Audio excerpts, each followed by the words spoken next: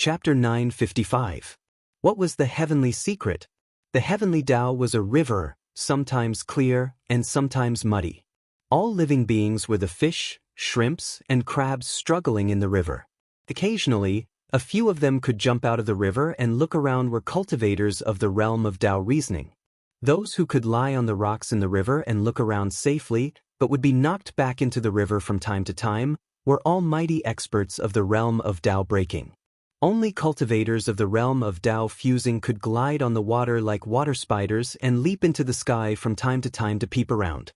Whether it was a cultivator of the realm of Tao reasoning, Tao breaking, or Tao fusing, what they saw in the river was the heavenly secret. When the river was clear, those with good eyesight and luck could see the movements of the fish and divine the fates of all living beings. When the river was muddy, they could also figure out the cause of the muddy water either because of natural or man-made disasters, and thus wisely avoid those unpredictable crises. Any almighty expert who had reached the realm of Tao could muddy the river with his divine abilities. A cultivator of the realm of Tao reasoning might only be able to muddy a small section of the river, but a cultivator of the realm of Tao breaking could turn a large section of the river upside down, making it impossible for outsiders to see the fate of a few small fish and shrimps hidden in the river. But when they reached the realm of Tao fusing, as long as they wanted to, the entire river would be turned upside down by them, like pouring a bottle of ink into a bucket of water and shaking it violently for a while, turning the entire heavenly Tao pitch black and making it impossible for anyone to see what was going on in it. Of course, the Tao fusing expert himself would know what means he had used to muddy the heavenly secret. Even if the heavenly secret was muddled, he could still trace it back using his divine abilities and mystic arts, and still have some confidence to learn what he wanted from it. For example, now that the 7 Buddhist patriarchs and the 9 Tao patriarchs had joined forces to muddy the heavenly secret, it was almost impossible for outsiders to find any clues from it. But the 7 Buddhist patriarchs and the 9 Tao patriarchs knew the direction of the chaotic heavenly secret. As long as they followed the direction carefully, they could still control many things. The movements of the fishes, shrimps, and crabs could not be hidden from their eyes.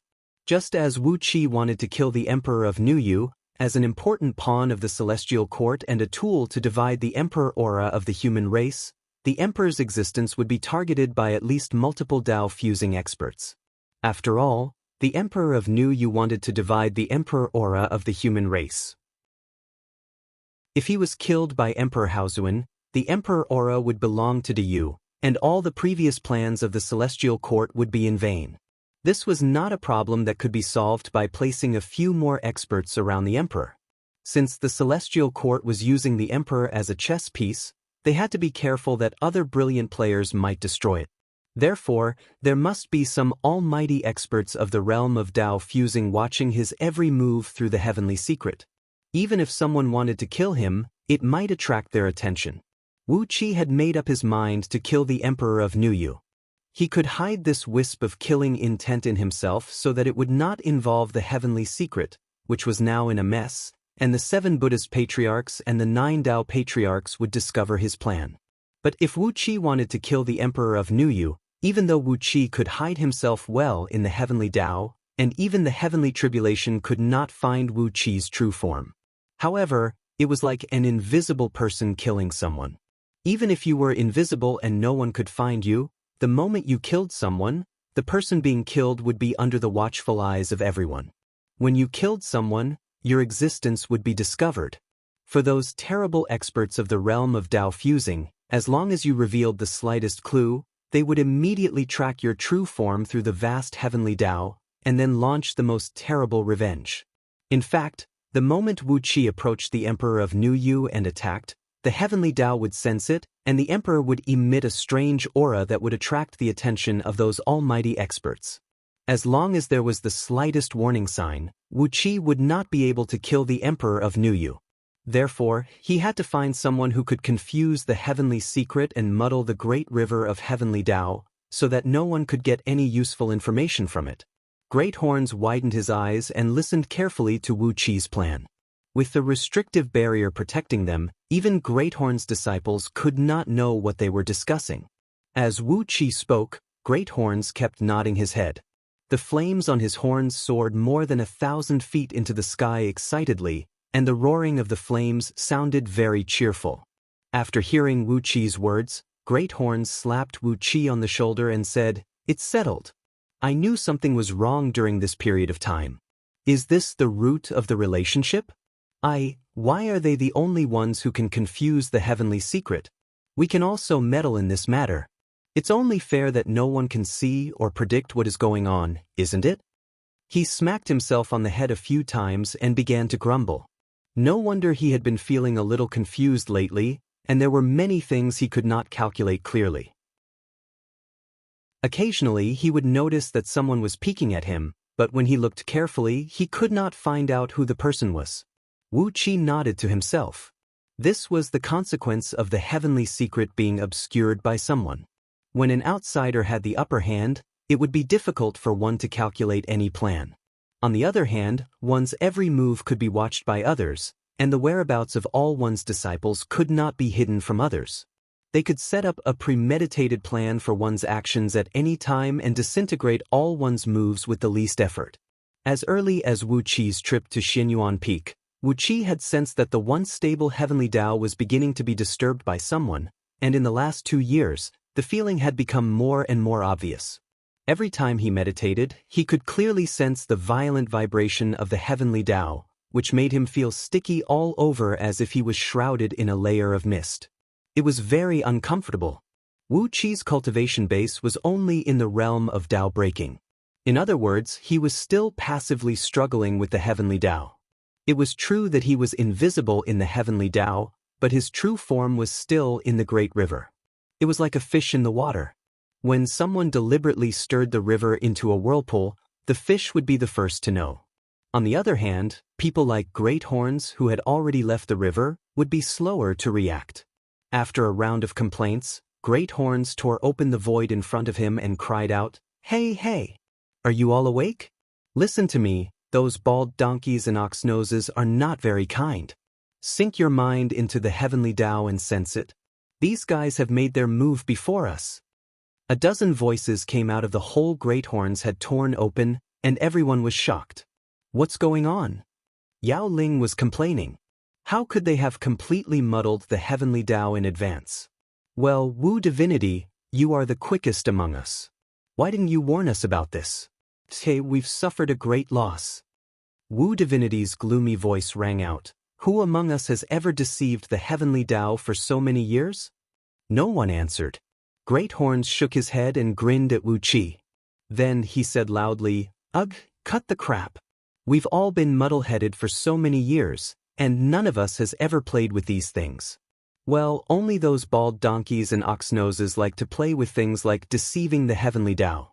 We're used to fighting with our fists and kicks, but they like to play sneaky tricks. You can't blame Wu Divinity for not warning us. None of us had the idea, did we?"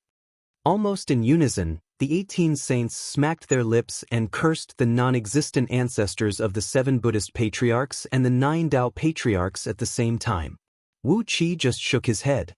These 18 saints were basically the same as Great Horns. How could they allow a group of people like them to have the cultivation base of Tao fusing realm? However, a gleam flickered in Wu Qi's eyes. According to the methods of the 7 Buddhist patriarchs and the 9 Tao patriarchs, if someone was as shrewd and calculative as them and wanted to fuse with the Tao, he would most likely be attacked by their joint forces. In that case, it was thanks to his one-track mind that Great Horns was able to fuse with the Tao. Then Wu Qi immediately thought of himself. If he were to fuse with the Tao in the future, would the 7 Buddhist patriarchs and the 9 Tao patriarchs attack him? There was almost no doubt that they would do something to him, especially when he was a non-existent person to the 7 Buddhist patriarchs and the 9 Tao patriarchs.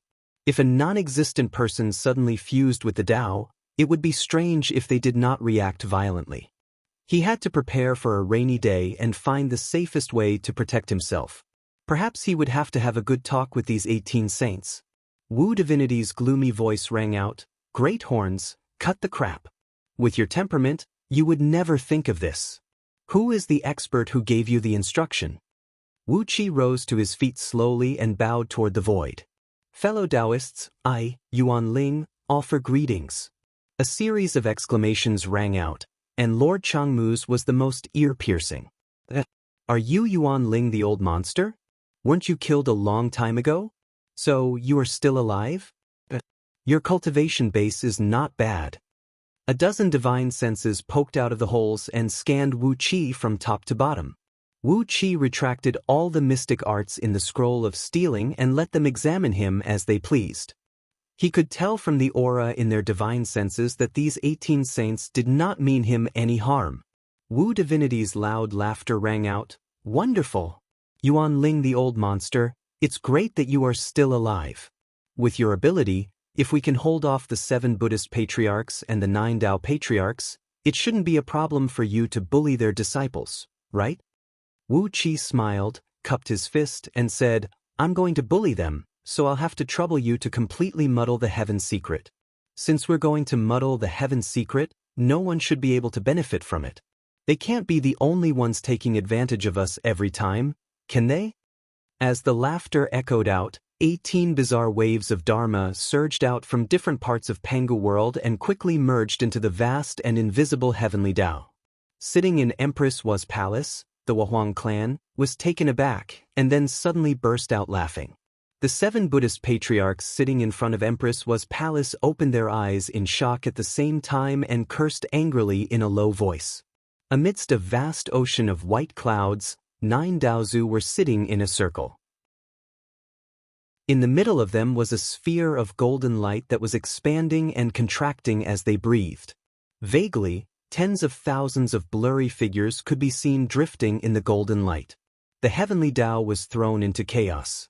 The 9 Daozu shuddered, and their hand incantation gestures were thrown into disorder at the same time. The vast heaven secret became a mess, and no one could get any information from it. Everyone's eyes were filled with darkness, and it was absolutely fair to everyone. Chapter 956. The streets and alleys of Yuxiong, the capital of Nuyu, were crowded with people, many of whom were itinerant immortals and cultivators in Taoist robes.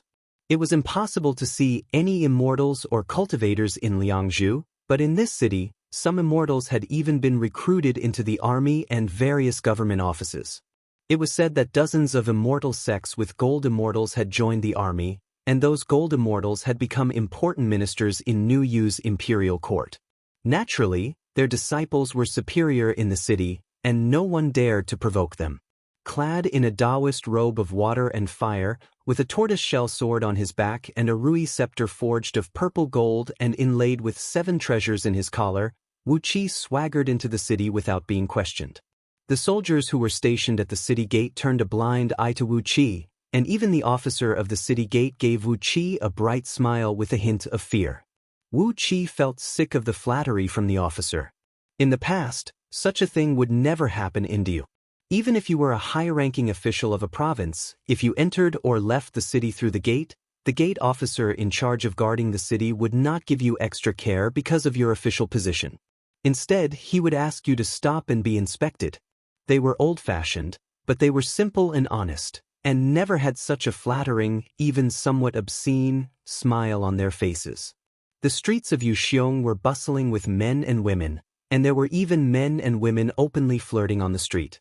Even in broad daylight, there were women in gorgeous clothes winking at men outside a few exquisite pavilions built of fragrant wood. Wu Qi could not help but be shocked. Isn't Nuyu opening up too fast? He thought. He had never seen such a scene anywhere in Diu. How did the city become like this? The occasional sounds of sex could be heard coming out of the pavilions.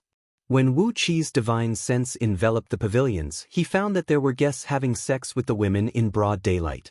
Some of the guests had nascent souls and Jin Dan in their bodies, which showed that they were itinerant cultivators, while others had extremely strong bodies, which showed that they were warriors who had practiced the cultivation technique of the human race. But, in both Diyu and Nuyu, only soldiers who had been selected for the army could practice the cultivation techniques of the human race. In other words, these men who were fooling around in a brothel in broad daylight should be Nuyu's officers or soldiers. If they were in Diyu, not to mention running out of the barracks to do such shady business in broad daylight, Even the slightest dereliction of duty would be severely punished by military law.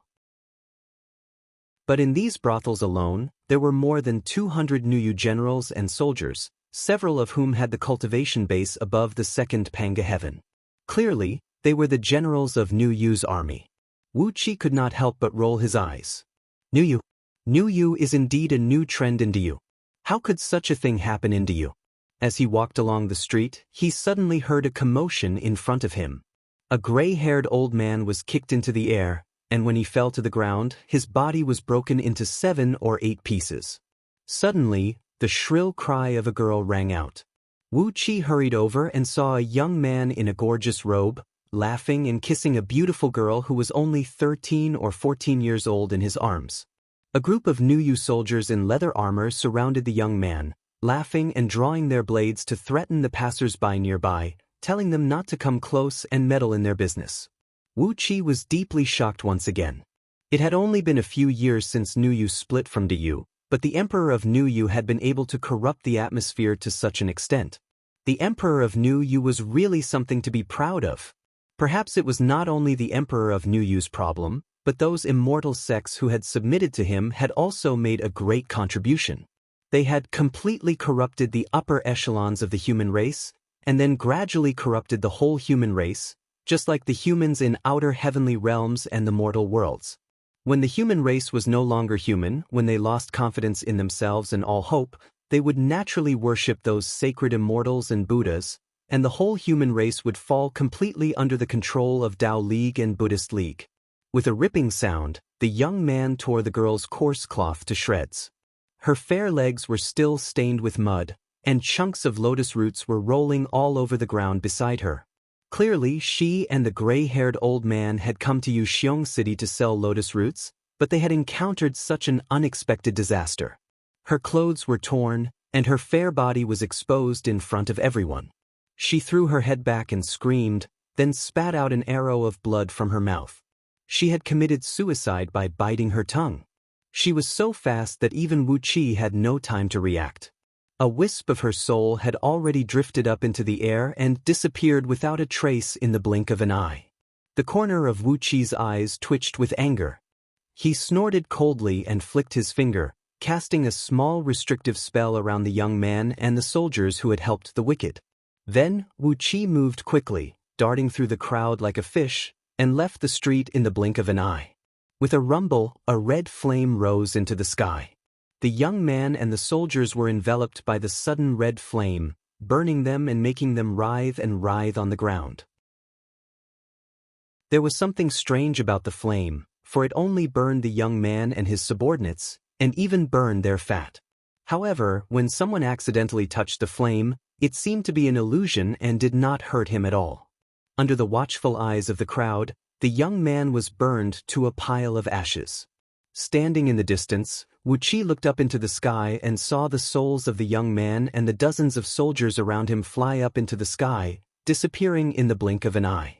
Wu Qi could not help but grin coldly. What a grand plan! Could it be that from today on, you will collect the souls of all the dead living beings on Pangu continent and use them to become deities? Hee, even if this fellow becomes a deity in the future, I'll find him and beat him to death. He was standing on the side of the road, staring blankly into the distance. All of a sudden, a heavy dragon-skin whip came lashing at him, and a shrill, unpleasant voice cried out, "Get lost! You filthy Taoist, why don't you get lost now? Who dares to stand in the way of Lord Sinecure's chariot?" Wu Qi dodged the whip and took 2 steps back, then saw a pure gold chariot slowly passing by, surrounded by over 100 soldiers. A few tall and strong eunuchs were standing on the carriages, proudly lashing their dragon-skinned whips everywhere. Whenever they saw someone blocking their way or someone they didn't like, they would lash the whips right on the head. As he scanned the chariot with his divine sense, Wu Qi could not help but grin coldly. How could an ant-like existence like an 18th-tier gold immortal act so domineeringly? What surprised Wu Qi the most was that the few eunuchs on the chariot were real eunuchs who had their genitals cut off. There was no such thing as eunuchs on Pangu continent. Even the human emperor of Great Yu adhered to the same principle. Everyone might have different official positions and titles, But fundamentally, all the human race were ordinary existences of creation, and there was no distinction between nobility and inferiority. Therefore, there were no eunuchs in Diyu who harmed the human body and destroyed people's dignity. All the eunuchs were healthy men, and the eunuchs and palace maids married each other to produce offspring. Some eunuchs were even as powerful as the ministers of the outer court. But in Niuyu, Wu Qi's horizons were broadened. He saw eunuchs, real eunuchs. Wu Qi could imagine the process. When the eunuchs were cut off for the first time in the cleansing room of the imperial palace, the whole of Niuyu had begun to degenerate. They began to move closer to the human kingdoms in outer heavenly realms, and to the human beings in the mortal world. The whole of Yoxiong City gave Wu Qi the impression of ostentatious, decadent, confused, and directionless. It was filled with a filthy atmosphere that Wu Qi was not used to and even disgusted by. Looking up at the sky with cold eyes, Wu Qi sneered. "This is what you want, isn't it? You want the human race to degenerate step by step, from human to human, and then you can do whatever you want with it." Grinning coldly, Wu Qi glanced at the chariot of the so-called honorable revered elder, then flicked his sleeve and walked boldly toward the imperial palace in the middle of the city. Along the way, he intentionally or unintentionally released the aura of a peak-level gold immortal, which attracted the attention of others. Hundreds of divine senses, strong and weak, scanned his body, but when he deliberately spread his powerful divine sense outward, all the divine senses carefully avoided him. The so-called honorable sinecure, an 18th-tier gold immortal, leaped out of the coach in fear and trepidation, ran to Wu Qi's side, and put on a flattering smile as he said, "Welcome, senior." "I'm really—" Wu Qi slapped the gold immortal in the face and sent him flying far away. Half of his cheekbone was smashed by Wu Qi, and all his teeth flew out of his mouth. Wu Qi snorted coldly and said, "How dare you behave so presumptuously in front of me, Taoist?" Striding up to the imperial palace, Wu Qi shouted at the general stationed in front of the gate, "I'm here to be an official. Tell your steward how high I can be and how many benefits I can get. If the benefits are too little, hee." A ferocious and domineering aura towered into the sky. Chi-Chi's body swayed, and at the same time, he was knocked to the ground by the murderous aura. 3 supreme oracles in black robes appeared silently in front of Wu Qi. When they sensed the aura emanating from Wu Qi, they could not help but laugh at the same time.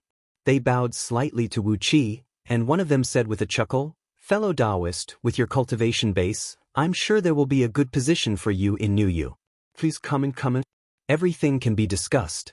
Please, everything can be discussed. May I ask where fellow Taoist is from?" Glancing at the few supreme oracles who had come out to greet the guests, Wu Qi grinned. He glanced to his left and right, and with a sway of his body, a ferocious beast about 100 feet long with a dragon head and a tiger's body suddenly appeared. A terrible aura rolled out of him as Wu Qi's aura suddenly broke through the peak of Gold Immortal Realm and reached the level of the Primordial Realm. Opening his big mouth and laughing, Wu Qi snorted coldly and said, "Now you know where I am from? I'm Lord Teeth. Hee, I've come down the mountain this time to seek glory, splendor, wealth, and to accumulate virtue." The 3 supreme oracles were startled, and then they cried out in ecstasy, "Hee." They exchanged a glance, then bowed respectfully. Then, Wu Qi transformed back into his human form and swaggered into the palace. 2 hours later, the Emperor of Niuyu personally issued a decree, and the Lord Teeth, Wu Qi, became Niuyu's chief honorable elder. Chapter 957. It had been several days since he became Niuyu's chief honorable elder. On this day, the Emperor of Niuyu finally held a banquet to welcome Wu Qi. It was also the first time Wu Qi had seen the Emperor up close. In the extravagantly decorated Great Hall, the Emperor sat on the throne at the top of the 9-layered jade dais with a big smile on his face, raising his golden wine vessel and toasting to the courtiers, oracles, and honorable elders. The Great Hall was filled with thunderous cheers as everyone enjoyed themselves to their heart's content. Vats of fine wine were brought up one after another, and delicacies such as roasted cows and goats were served at high prices. Musicians were playing music in the corners of the great hall, and everyone in the hall was served by several enchanting and beautiful girls. For example, Wu Qi was surrounded by 8 gorgeously dressed girls at the moment, and 2 of them had almost thrown themselves into his arms. Wu Qi's current identity was Lord Teeth, the divine beast Lao Wu who had cultivated into a human form. He was Nu Yu's chief honorable elder and ranked first among the immortals recruited by the immortal sections. Therefore, he enjoyed excellent treatment, and the few girls around him were also the prettiest girls in the Great Hall, only slightly less attractive than the girls around the emperor and several other important ministers of Nu Yu. Drinking wine and feasting on meat, Wu Qi's hands wandered up and down the girls' bodies, making them pant and have tears in their eyes.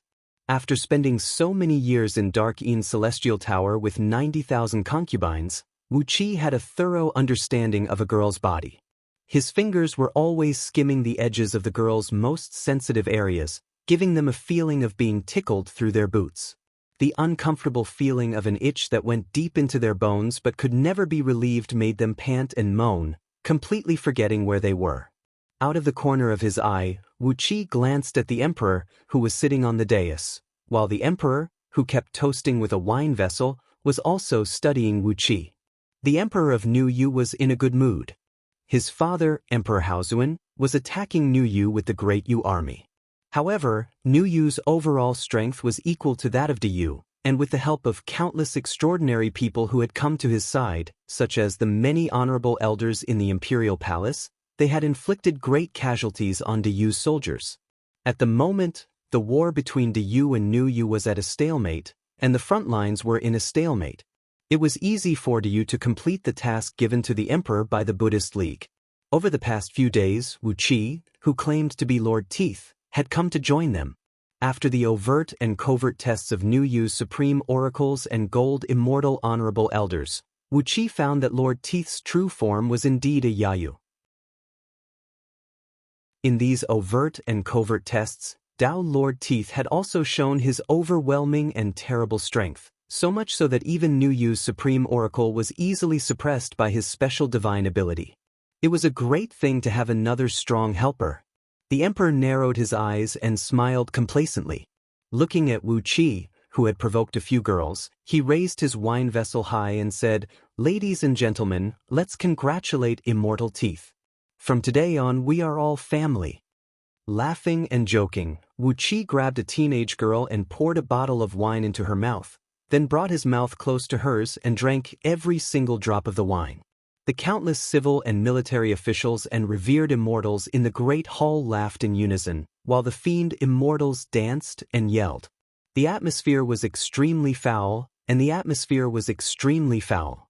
Several times, Wu Qi wanted to kill the emperor with a sword strike, but each time, Wu Qi was alarmed and dared not to do it.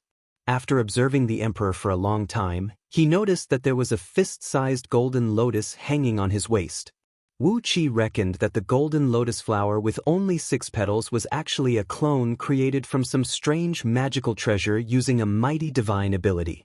However, he dared not to attack it rashly as he could sense a very faint ripple of energy emanating from it occasionally.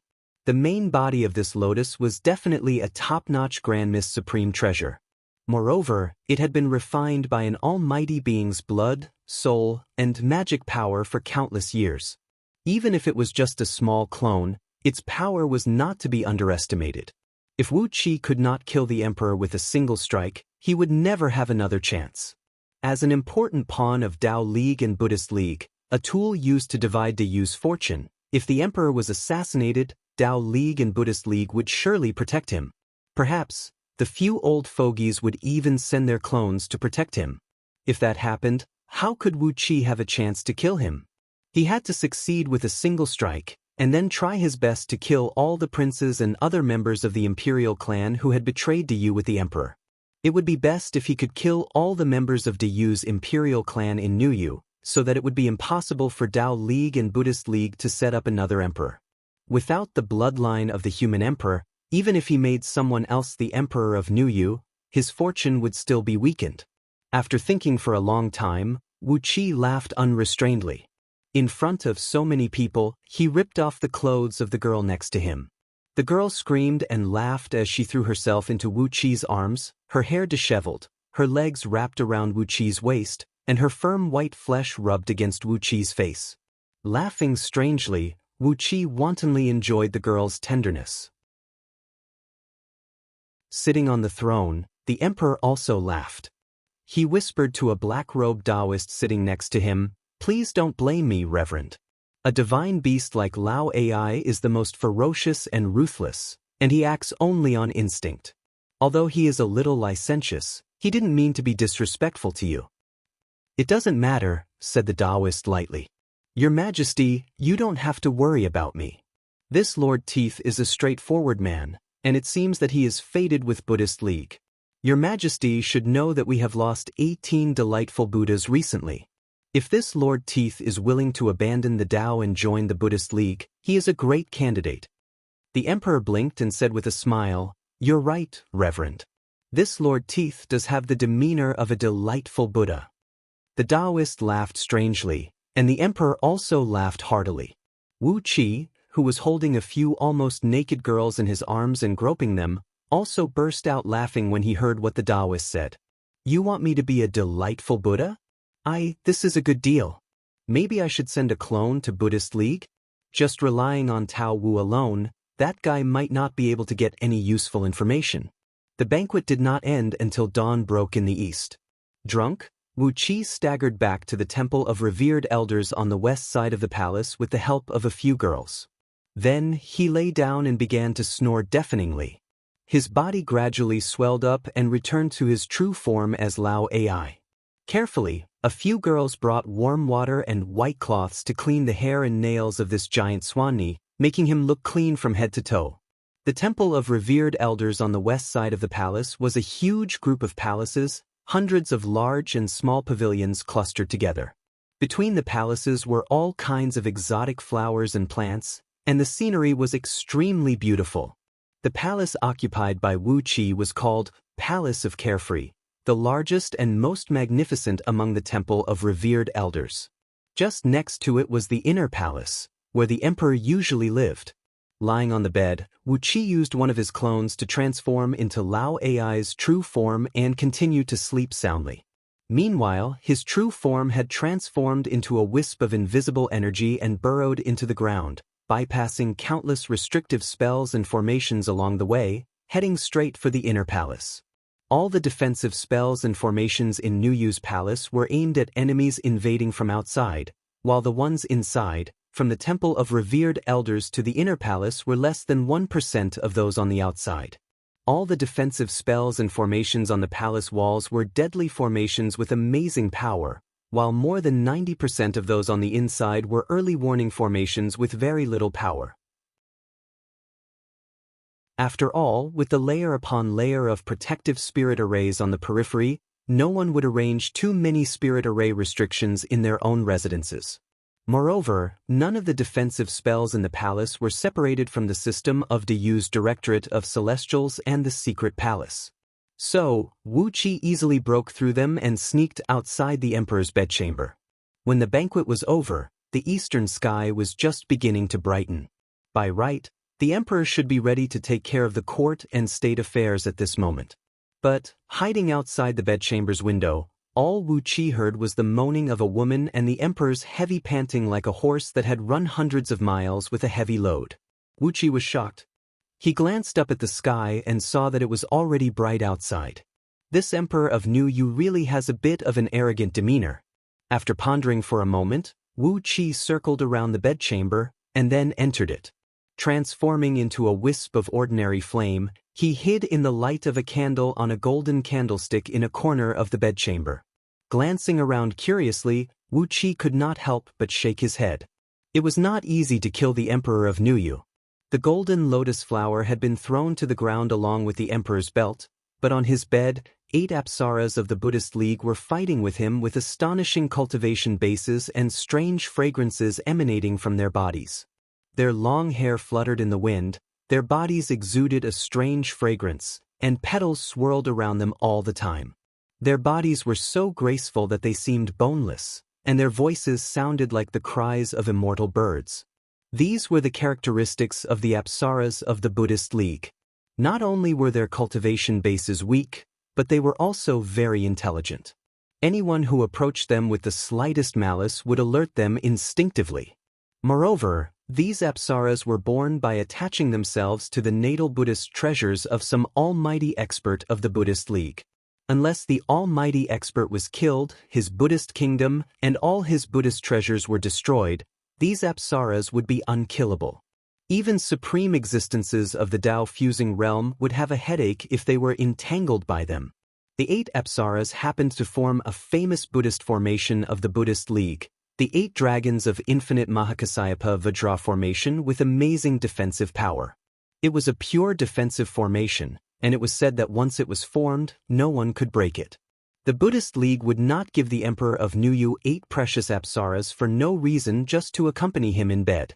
These Apsaras had a duty to keep him safe. Given their great intelligence, they would immediately form a defensive formation once Wu Qi had the intention to kill the Emperor of Nuyu. At the moment, the cultivation bases of the 8 Apsaras were all at the level of 9th tier primordial immortals, and their enormous energy was constantly being injected into the Emperor's body to help him improve his cultivation base. But Wu Qi could vaguely sense that somewhere in these Apsaras was connected to a Buddhist treasure of terrible power. Once needed, their cultivation bases would immediately rise to the peak of primordial immortals, and it was even possible for them to reach the realm of Tao breaking. The Apsaras of the Buddhist League could not be judged as ordinary immortals.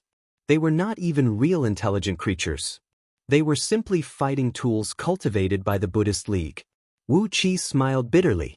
If the 8 Apsaras had formed the 8 dragons of infinite Mahakasyapa formation, he would not have been able to break their defense. It was not easy to kill the Emperor of Nuyu.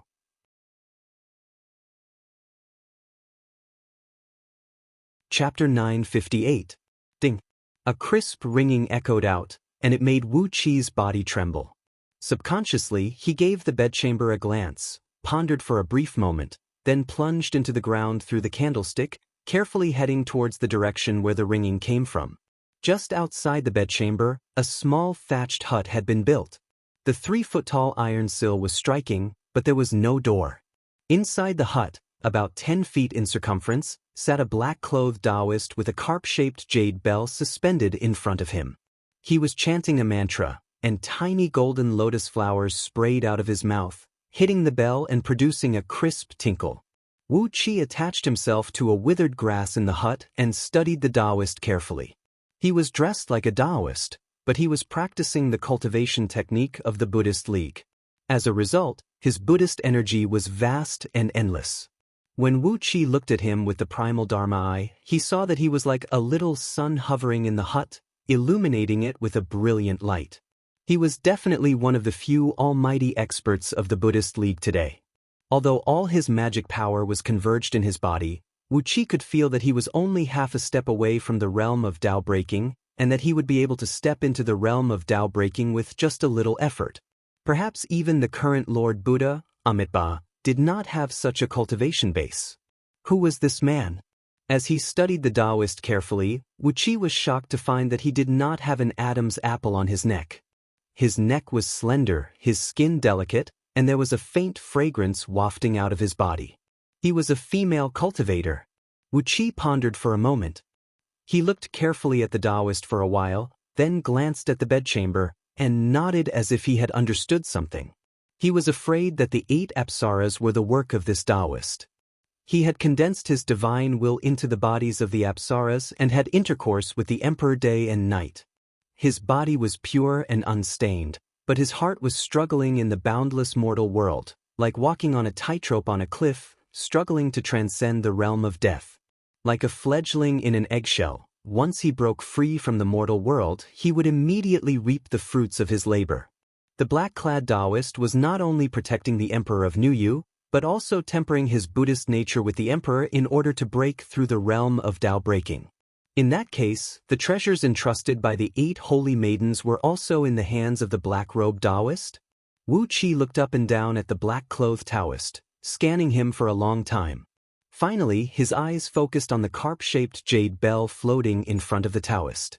After a moment of silence, Wu Qi silently left the thatched cottage and returned to Carefree Palace, merging with his clone.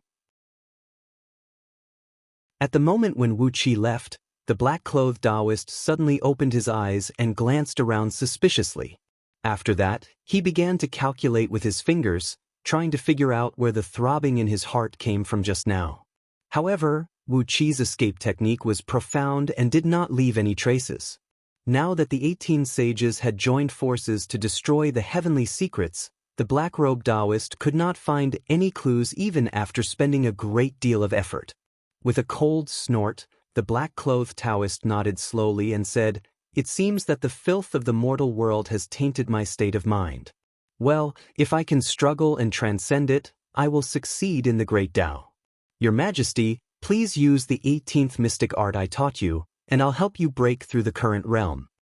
As he recited the mantra, a golden lotus the size of a fist shot out and smashed heavily into the bell. The emperor shuddered as soon as the bell rang out, and a stream of hot air rushed up from his lower abdomen. He assumed a strange posture. The 8 holy maidens were dancing on the bed, making love to him one after another. Streams of hot air kept pouring into his body, bombarding the bottlenecks and obstacles in his cultivation base. Countless illusions emerged in front of the black-clothed Taoist. The 8 holy maidens who were having sex with the emperor seemed to have turned into her.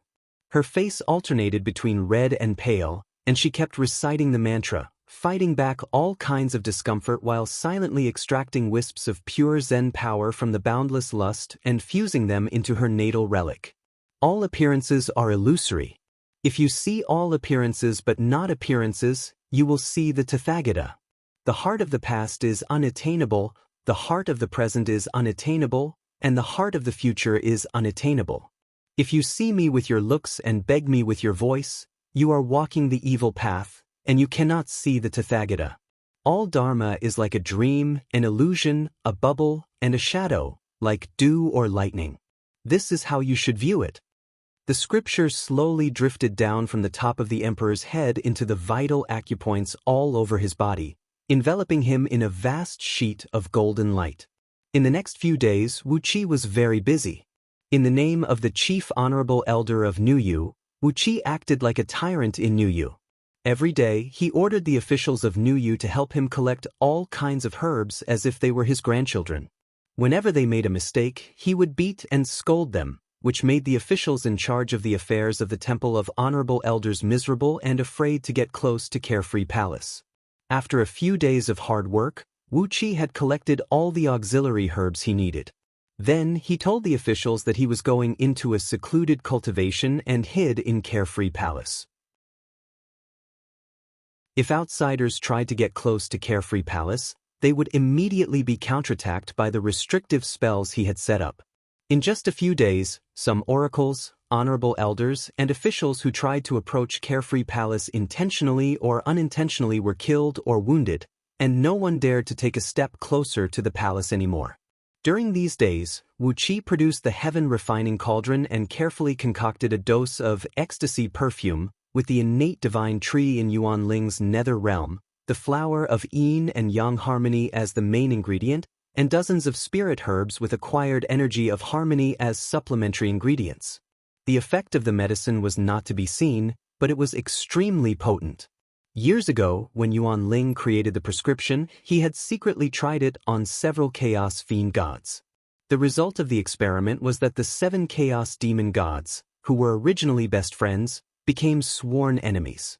4 men and 3 women were bewitched by the ecstasy perfume, and they had sex for a month. Lord Yuan Ling, who was hiding at the side, was overjoyed, but it also made these chaos demon gods too ashamed to show their faces in front of others. The incident caused a stir in the circle of chaos fiend gods for a while, but no one except Yuan Ling knew what was wrong with the 7 chaos fiend gods. This showed what a bastard Yuan Ling was in Wu Qi's previous life. He deserved to be beaten to death by the crowd. However, it also showed how overbearing the power of the ecstasy fragrance was. Even those talented chaos fiend celestials couldn't withstand its medicinal effects, so it was extremely difficult for others to resist it. He weighed the ecstasy incense in his hand, which was 100 times heavier than before, and let out a strange laugh. After putting away the heaven-refining cauldron and all the restrictive spells, Wu Qi swaggered out of the door. One of his clones transformed into Lord Teeth and went to the officials of the Temple of Honorable Elders, asking them to accompany him on a tour around Yuxiong City. Meanwhile, his true form went underground and came back to the Taoist hut. After a few days, the emperor was still fighting with the enchanting and beautiful apsaras in high spirits. The Taoist was clearly at a critical juncture.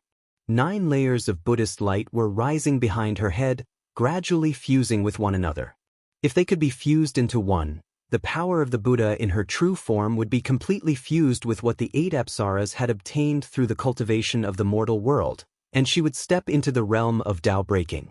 In the emperor's bedchamber, the emperor howled and attacked the apsaras beneath him. In the hut next door, the Taoist, whose face was as red as blood, was rapidly reciting a mantra. While suppressing the strange feelings that the apsaras had given her true form with her mind as clear as water, she was exercising the meditation technique with great caution to take the critical step. As soon as Wu Qi removed the cork of the ecstasy perfume, an invisible and odorless plume of smoke rose, turned into 2 twisting and intertwining streams of energy, and went into the Taoist's nostrils. The Taoist's face, which was so red that it looked like it was about to drip blood, suddenly turned purple-red. At the same time, all the sensitive parts of her body were bursting with hot currents that frightened and overwhelmed her. The hot currents swept through her like flames, instantly destroying her state of mind and devouring her reason. A monstrous flame of desire rose, and her skin turned bright red. In front of the ecstasy perfume that Wu Qi had personally concocted, all the Dharma and meditation techniques had become a joke. The black-clothed Taoist's eyes were burning with lust, and sweat was dripping from all the pores on his body. The sweat was as sticky as glue, giving off an intoxicating aroma. A deep moan came from the Taoist's mouth. She fell to the ground powerlessly, her eyes showing the whites of her eyes and her entire body trembling. On the bed, the eyes of the 8 holy ladies suddenly widened. The originally beautiful, dignified, and amiable holy ladies had suddenly turned into terrifying Rakshas's daughters. Their skin was slightly reddened, and their dignified faces were now covered with a layer of lewd and ferocious expressions. They laughed and threw themselves on the emperor at the same time, using all kinds of mystic arts of the joyful sect to provoke his passion. The emperor, who was fighting fiercely with the apsaras, felt a wave of pleasure wash over him. He also seemed to smell a subtle fragrance, and all his reason was swallowed up in an instant. When Wu Qi came to the emperor's bedchamber, he watched as his body shriveled up, his spirit, energy, and soul sucked away by the Rakshasa transformed from the apsaras. Even his soul was sucked away by them. Apsaras and Rakshasa were 2 sides of the same coin, and they changed according to one's will. Wu Qi, on the other hand, sneered. Sure enough, those old fellows from the Buddhist League and Tao League had done something. If their own people were killed, their souls could escape smoothly and wait for their ascension. But when they were killed by their men, not even their souls were left. It seemed that he would have to remind the upper echelons of the East Sea not to end up with their souls destroyed, which would be heart-wrenching. With a crackling sound, the emperor's mummified corpse shattered and turned into a cloud of ashes that scattered in all directions. The 9 purple flood dragons in his body roared and were about to flee. Wu Qi gave a cold snort, waved his sleeve, and forcibly collected them, then put them away inside his body. The 8 Rakshasa lay on the bed, panting violently. Their minds were so confused by the ecstasy fragrance that they did not notice what was happening in the outside world. With a faint smile on his face, Wu Qi spun and teleported out of the room, found his clone wandering outside, and merged with him smoothly. Those who accompanied Wu Qi's clone were just some weak immortals, and they could not find Wu Qi's trace. Before long, the golden bells in the palace rang, and the ominous news spread throughout the city in an instant.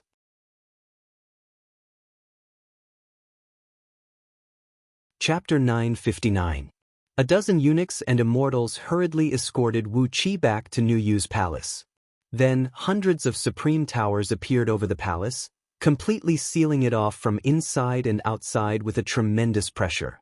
A cold and harsh warning rang in the ears of all the foreign immortals and itinerant cultivators who stayed in Yuxiong City. Everyone, stay where you are and wait for investigation.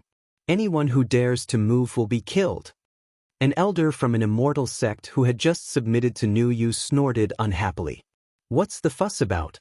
We are New Yu's honorable elders, not its prisoners. What do you want? Even though he had received New Yu's warning, the elder still flew up into the sky from one of the halls in the Temple of Honorable Elders. A ball of ghost fire fell from above and hit the elder, who did not take New Yu's warning seriously. Even with the cultivation base of a 15th tier gold immortal, he could not withstand the burning of the ghost fire. In just a few seconds, he was burned into a wisp of smoke, and his soul flew up into the sky before it was sucked away by the strange force. All the honorable elders in the temple shut their mouths at the same time and stayed in their residences obediently, not daring to go out. It was only then that they realized how strong New Yu was, and that if they had not been instructed by an almighty expert to come to New Yu, they would not have been treated so courteously by New Yu. Now that New Yu was clearly in a great mess, they did not bother to maintain such courtesy. Standing in front of the gate of Carefree Palace, Wu Qi looked innocently at the large group of New Yu soldiers around him and asked, "What are you doing? What's going on? Why are you so nervous? Look, what's going on?" An oracle in a black robe hurried over with a serious face. He bowed to Wu Qi and said in a deep voice, "Please calm down, Lord Teeth. We will give you an explanation. Later on, someone will come and ask you a few questions. Please cooperate with them." Twitching his mouth, Wu Qi snorted coldly and shouted, "I can calm down, but give me good wine, good meat, and beautiful women. You can't just leave me here, right? Oh, you even got a group of men to surround me. I don't have that kind of taste for men. Don't tell me it's for food?" Licking his lips, Wu Qi put on a greedy expression and grinned at the soldiers who had surrounded Carefree Palace. These officers and soldiers were frightened by Wu Qi and hurriedly retreated a few steps. In just 2 hours, several supreme high priests arrived at Carefree Palace, escorted by more than a dozen generals. Wu Qi was having a good time eating and drinking, while a dozen teenage girls were playing sumo wrestling beside him. Every now and then, he would take out large pieces of jade and gold and throw them to these girls as rewards. He was having a great time playing with them. The few supreme oracles glanced at the jade and gold that Wu Qi had thrown on the ground. The stone shell on the surface of the jade had been roughly scraped off, revealing the smooth jade flesh inside. Clearly, they were unpolished jades that had just been mined from the jade mines in the mountains. As for the gold nuggets, they were natural nuggets, some of which were embedded with stones of various sizes. Thinking of the true form of Lord Teeth that Wu Qi had transformed into, the few old oracles could not help but nod. It would be strange if a demon who had cultivated into a Hmo could produce exquisite jade artifacts and refined gold ingots. With his bare chest exposed, Wu Qi stared at the few supreme oracles and shouted, "What are you doing here?" As he shouted, Wu Qi raised the flagon and poured wine into his mouth. His eyes, which had turned red because of the alcohol, were fixed on the few girls who were wrestling with each other. Their snow-white skin was exposed, and Wu Qi could not help but chuckle. The few supreme oracles glanced at each other and nodded again. "May I ask, Lord Teeth, where were you around noon today?" asked one of them in a soft voice. Licking his lips, Wu Qi glared at them impatiently and said angrily, "Where could I have been? Weren't you the ones who arranged for people to accompany me to go shopping?" I touched the buttocks of a few girls along the way. Are you going to avenge those sluts?" Rolling up his sleeves, Wu Qi rose to his feet with a laugh, then puffed out his chest and said, Come, let me play with you." The supreme oracles took 2 steps back, while a dozen 8 and 9 stars generals of Second Panga Heaven stepped forward and stood in front of Wu Qi. The supreme oracle who spoke just now said in a deep voice, "Lord Teeth was out shopping, and that seems to be true. May I ask what cultivation technique Lord Teeth is practicing?" That gave Wu Qi pause. Staring at the few supreme oracles, he sneered and said, "It's none of your business what cultivation technique I'm practicing." Why are you asking me this?" To immortals, the cultivation method they cultivated was their greatest secret. Unless it was someone close to them, they would absolutely not divulge any information related to their cultivation method. By asking such a question, the few supreme oracles had actually violated the great taboo of immortal cultivators. The oracle sighed and said in a deep voice, "Please forgive me, Taoist Lord. At noon today, the Emperor of New Yu was assassinated, and even his soul was destroyed. We've thoroughly investigated all the honorable elders and foreign itinerant immortals and cultivators in Yuxiong City. Please understand, Taoist Lord, and don't hurt the friendship between us." After pondering for a moment, the oracle said, "Taoist Lord, please show us the divine abilities and mystic arts you have practiced, so that we can peek into the essence of your magic power with our divine sense. As long as we are sure that you have nothing to do with the death of our emperor, Nuyu will definitely offer you a gift." Rolling his eyes, Wu Qi tilted his head and stared at the oracles for a long while. At last, he nodded slowly and said, "He, remember, it was you who forced Lord Taoist today, so he had no choice but to do as you say. But remember what happened today. Well, if you are willing to fill this storage ring with supreme-grade immortal stones and give me 10,000 beautiful girls, I can swallow my anger." After rummaging in his sleeve for a while, Wu Qi took out a storage ring with a length of 30 miles and handed it to the supreme oracles. A storage ring with a length of 30 miles had to be filled with supreme-grade immortal stones. This was a blatant extortion. But the supreme oracles agreed without hesitation.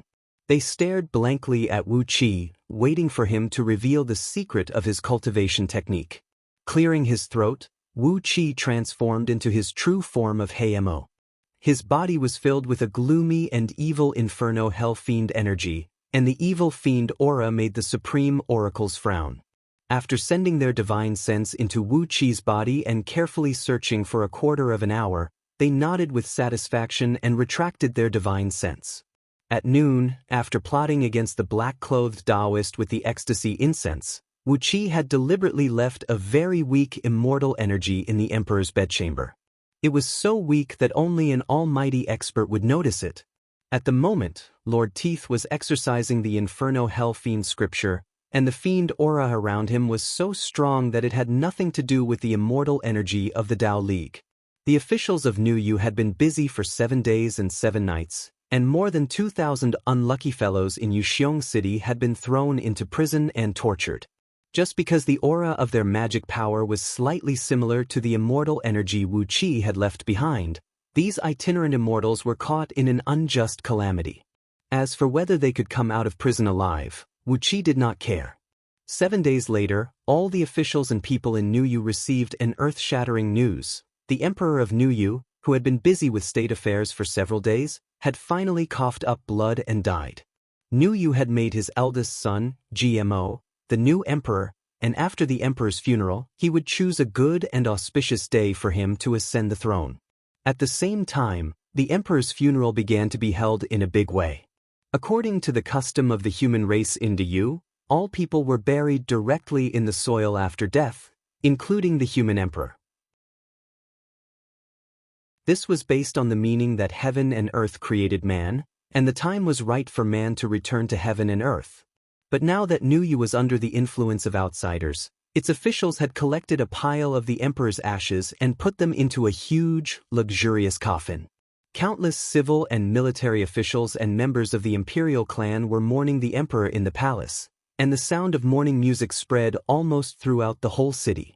As the chief honorable elder of New Yu who had been cleared of suspicion, Wu Qi naturally had the right to attend the emperor's mourning hall. This was the first time New Yu had held a serious funeral for an important figure, so everything was in a hurry. In the vast hall, countless members of the imperial clan and courtiers were kowtowing to the emperor's coffin. On the square in front of the hall, 4,900 monks were chanting the rebirth scripture on the left, and 4,900 Taoists were dancing the Taoist dance on the right. Both sides were mustering their strength to expiate the souls of the dead, creating a foul atmosphere. Meanwhile, Wu Qi stood at the entrance of the hall with a group of itinerant immortals with profound cultivation bases, looking at each other without saying a word. The emperor's soul had been sucked clean by Rakshasa, and he had died a very clean death. What was the point of expiating the souls of the emperor? However, the invasion of the human race by the Celestial Court and the Buddhist League was comprehensive, and the infiltration of culture and customs was an extremely important move. The emperor's funeral might be the beginning of a change in the customs of the whole of Nuyu. Everything in Nuyu would begin to be transformed into the kingdoms of the human race in outer heavenly realms, and eventually to a level that could satisfy the Celestial Court and the Buddhist League. With a faint sigh, Wu Qi shook his head and looked at the members of the imperial clan who were burning paper money and crying in the hall. According to the list obtained from Liangzhu, there were 13,947 members of Dayu's imperial clan who had betrayed Dayu and fled to the southern region with the emperor. At the moment, there were more than 9,800 people in the hall. The others were either guarding various provinces or leading armies in a stalemate with Dayu. Now, they were rushing back to Yuxiong City on Ji Mo's order to attend the emperor's funeral. What Wu Qi was waiting for was the moment when these members of the imperial clan who had betrayed Dayu would gather together, and when the time came, he would kill them all in one fell swoop. He wanted to see how the Celestial Court and the Buddhist League could control Nuyu without Dayu's imperial clan. He wanted to see what else they could do about the unjustifiable matter. Time passed slowly. 3 days later, all the important figures of Nuyu's imperial clan and powerful clans had gathered in the Great Hall. The black-clothed Taoist, whose face was extremely unsightly, was escorted by a group of monks and Taoists.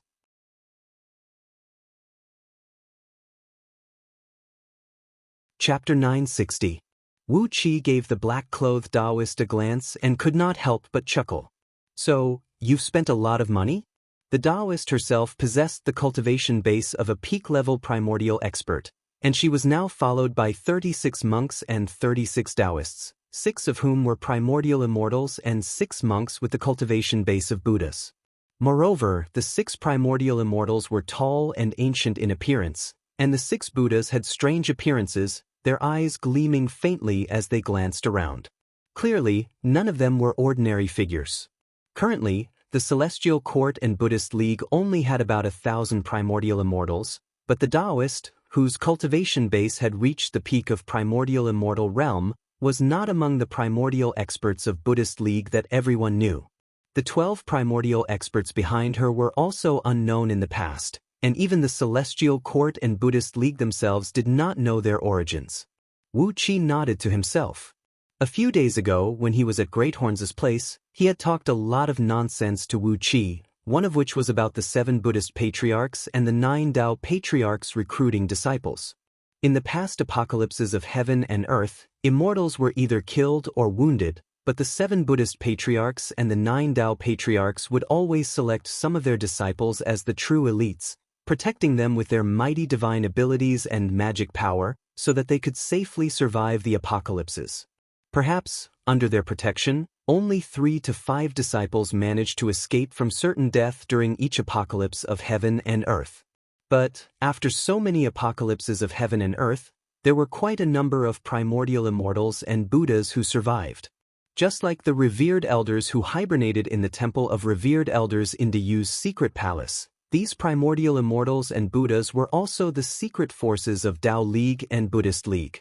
Perhaps only the 7 Buddhist patriarchs and the 9 Tao patriarchs knew exactly how many of them there were. Wu Qi looked at the few monks and Taoists behind the Taoist. Apart from the Taoists, the monks' skin had a faint bronze luster, and when they grinned from time to time, their teeth shone with a translucent luster that looked like white glass. It was obvious that they were cultivating the most difficult and powerful cultivation method of the ancient Buddha. Nowadays, the Buddhas of Buddhism either cultivated dharmakaya, psyche power, meritorious virtues, or supernatural powers. Only the lineage of the ancient Buddhas cultivated their bodies, psyche power, and strength. As the saying goes, life and death cultivation, they used the cruelest means to train themselves in everything that could be trained. Any ancient Buddha who had achieved success in cultivation was more than 10 times stronger than the current Buddhas of the same realm. Just like the current Lord Buddha, Amitabha. If he were to fight with a Buddha who cultivated the ancient Buddhist cultivation technique and reached the peak of primordial immortal, the Buddha might be able to suppress Amitabha with just a flip of his palm. However, it was precisely because the might of the ancient Buddha's mental cultivation technique was so great that the process of cultivating it was filled with endless obstacles. All sorts of devils were endless, and the slightest carelessness could lead to the death of one's body and soul. Therefore, there were very few people in the Buddhist sect who cultivated the ancient Buddha's cultivation technique. Almost all the Buddhist cultivators had chosen the convenient, fast, and safe new cultivation technique. The power of 6 monks who had cultivated the ancient Buddhist cultivation technique and reached the realm of Buddha was extremely frightening. Narrowing his eyes, Wu Qi watched as the black-clothed Taoist led the group of monks and Taoists out of the coffin, circled 3 times around it, and began to recite the rebirth scripture in a low voice. After circling the coffin 3 times, the Taoist led the monks and Taoists out of the funeral hall and stopped in front of the door. She squinted at Wu Qi, then glanced at the many honorable elders standing near the hall. Suddenly she asked, "Who among you is proficient in the art of alchemy?" Her voice was hoarse and dry, like sand rubbing against each other. It was hard to tell that she was a woman. Wu Qi pretended to be ignorant and stared blankly at the Taoist with an expression that said, "What the hell is the art of alchemy?" Among the honorable elders, a few old Taoists with long beards and excellent bearing walked out slowly, cupping their fists and bowing proudly to the Taoist. These old Taoists were all famous elders of alchemy sects in outer heavenly realms, and their skill in alchemy was pretty good. They could not see through the overall strength of the Taoist and the monks and Taoists behind her, nor did they know who she was. In any case, when she asked who was proficient in alchemy, they could not wait to step forward in order to make a name for themselves and fight for benefits for their sections. The Taoist gave a cold laugh and gave a soft cry. Behind her, a skinny monk with the cultivation base of a Buddha waved his hand, and a lotus flower emerged from his palm. The few old Taoists were sucked into it and disappeared without a trace in the blink of an eye. All the sinecures were shocked. They took a step forward, wanting to reason with the black-robed Taoist, but an extremely frightening wave of magic power spread out from the Taoist's body, suppressing these sinecures so much that they dared not move even a finger. "You know how to concoct pills? Good, good, good." Unleashing the pressure of a primordial expert to suppress all the honorable elders, the Taoist sneered and said, "You know how to concoct alchemy? Very good." It suddenly dawned on Wu Qi that the Taoist knew she had been tricked by an extremely clever knockout drug, and that was why she had done the absurd thing of sucking the emperor dry. But, for the sake of face, she did not tell the supreme oracles of Nuyu about it. It seemed that she was going to investigate the assassination of the emperor by herself. But Wu Qi would not give her the chance. After the Taoist and the others left the Great Hall, GMO and the others began to officially preside over the emperor's funeral. Together with the members of Nuyu's imperial clan and civil and military officials, he knelt before the coffin and wailed bitterly. A few gray-haired old courtiers stood beside the emperor's coffin, holding a yellow scroll in their hands and reciting the emperor's great achievements in a trembling voice. The great hall was filled with cries and shouts. The filial sons and grandsons, on the other hand, were using all their strength to show off their feelings of remembrance and longing for the emperor of Nuyu. The Taoist's unkind eyes glanced back and forth between the faces of the silent honorable elders, and when she suddenly saw Wu Qi's strange smile, she snapped coldly, "What are you laughing at, Lord Teeth?" Wu Qi giggled. Suddenly, he soared into the sky, a sheet of white flame shooting out of his palm and enveloping the entire palace in an instant. With a temperature that could burn everything and a terrible aura of annihilation, Yuan Ling's true flame rolled across the palace, turning the morning hall into ashes in an instant. Without giving the Taoist and the primordial immortals and Buddhas any time to react, Yuan Ling's true flame burned more than 10,000 members of Nuyu's imperial clan and tens of thousands of important civil and military officials into nothingness. Tens of thousands of souls soared into the sky, and the strange force surged over again, about to escort them into the void. However, the surrounding space was burned into nothingness by the Yuan Ling true flame. Large amounts of Yuan Ling true flame condensed into restrictive runes in the void, completely imprisoning this side of the world. In just a trillionth of a second, before the souls could be taken away, Yuan Ling's true flame had attached itself to them and turned them into wisps of smoke that drifted away. Then Wu Qi's body trembled, and a crisp cracking sound rang out from his limbs and bones. The force that came from a great distance to suck away these souls lost its target and immediately struck back at Wu Qi, almost shattering his strong fleshly body. Vaguely, Wu Qi seemed to hear the angry scolding of several people. Wu Qi smiled faintly. He finally understood the source of this force.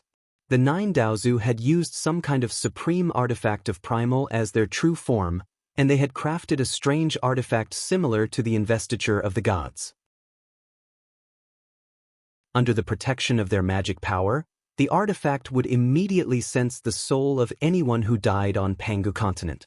Through the artifact's active identification, the soul of an ordinary mortal would be allowed to enter transmigration, but if it was a special soul, it would be sucked into the artifact and stored, waiting to be used to become a deity in the future. But an artifact was an artifact after all, and it could always be used. Wu Qi had sealed off the void with all his magic power, delaying the insignificant power of the artifact for just a moment. In such a short time, the Yuan Ling true flame had destroyed the fleshly bodies of the members of the imperial clan and the civil and military officials.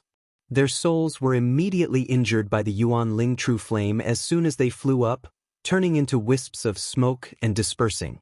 While laughing strangely, Wu Qi twisted his body, turned into a stream of chaotic energy, and disappeared without a trace.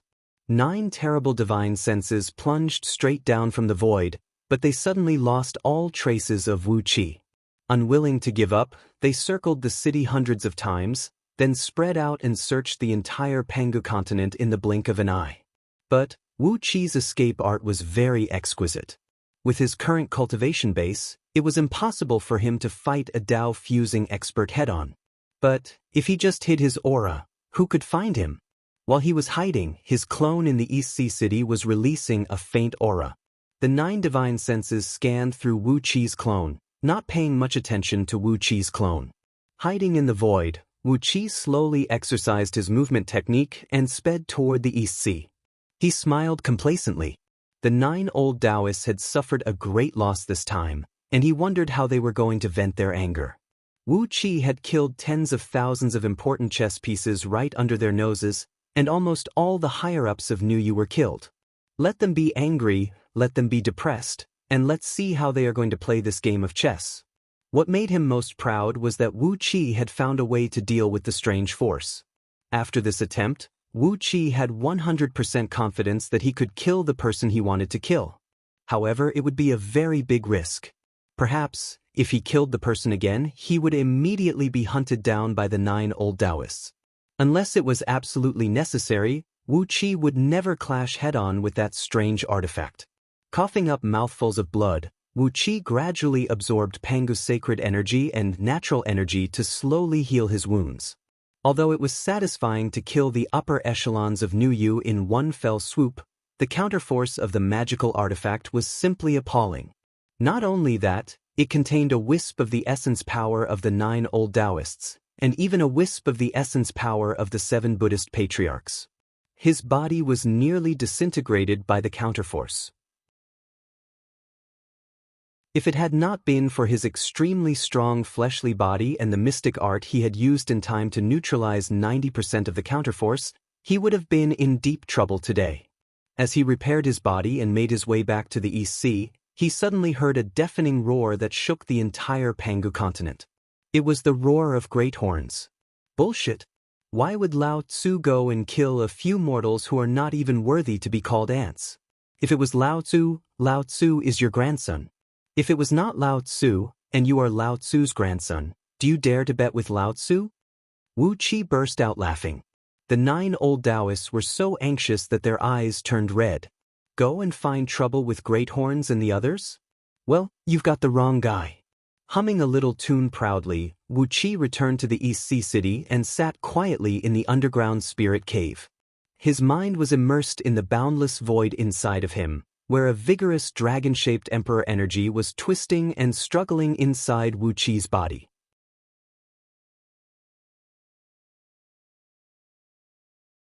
Chapter 961. Although he was in seclusion in the spirit cave, Wu Qi was still receiving a steady stream of information from the outside world through Princess Zhanglu. After the death of the emperor, all the members of the imperial clan were killed by Wu Qi, and all the important civil and military officials were either killed or wounded. Under the leadership of a black-clothed Taoist who called himself Ming Hao, Nuyu had found a child who claimed to be the emperor's illegitimate son, and made him the emperor of Nuyu. When all the civil and military officials of Nuyu were killed or wounded, it was Ming Hao who took the initiative to select a group of barely usable people from the clansmen of those civil and military officials to fill the empty court. It was the same for many of the border generals, who had selected the best of the best and urgently sent them to various military towns and cities. But things were always so strange. No matter how hard Ming Hao struggled, Nuyu's army was always routed on the battlefield. Often, as soon as the Great Yu army arrived, Nuyu's army would flee or simply kneel down and surrender. In just a month, the Great Yu army led by Emperor Haozuan, together with the two armies led by the Yellow Emperor Xinyuan and the deities of the Yen Emperor Shenong, had recovered 70% of Nuyu's territory and were now heading straight for the city of Yuxiong. 2 months after Wu Qi went into seclusion, De Yu's army came to Yuxiong. Ming Hao boldly led a large number of primordial experts to defeat the Great Yu army and save Nuyu. But, in the face of Emperor Haozuan, whose cultivation base had broken through to the realm of Dao breaking and wielding the Xianyuan sword, Ming Hao was severely wounded by a single sword strike. Fortunately, the 8 Apsaras had laid out a formation to block the emperor, and he had escaped with the protection of a group of monks and Taoists. De Yu's army conquered Yuxiong and completely wiped out Nuyu. The common people in the city were demoted to sinners and distributed to De Yu's meritorious officials as slaves, while all the other officials and their families were killed. On top of that, countless immortals and cultivators from hundreds of immortal sects who had defected to Nuyu were besieged and killed by Great Yu's army. Hundreds of immortal sects were massacred, and even their immortal birds and spirit beasts were slaughtered, leaving no one alive. Even the supreme oracles who had betrayed De Yu seemed to have taken the wrong medicine.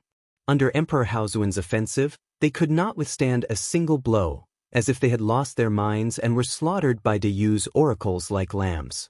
According to the secret agents of the East Sea, 3 days after De Yu invaded the city, Nuyu's supreme oracles were still fighting De Yu's oracles in the sky. From time to time, huge supreme towers fell with bailoff smoke, smashing into the mountains and severing countless rivers. 7 days later, there were no more sounds of fighting in the sky, and then De Yu's oracles gradually returned from the sky. De Yu's supreme oracles suffered almost no losses, while all the supreme oracles of Nuyu were killed.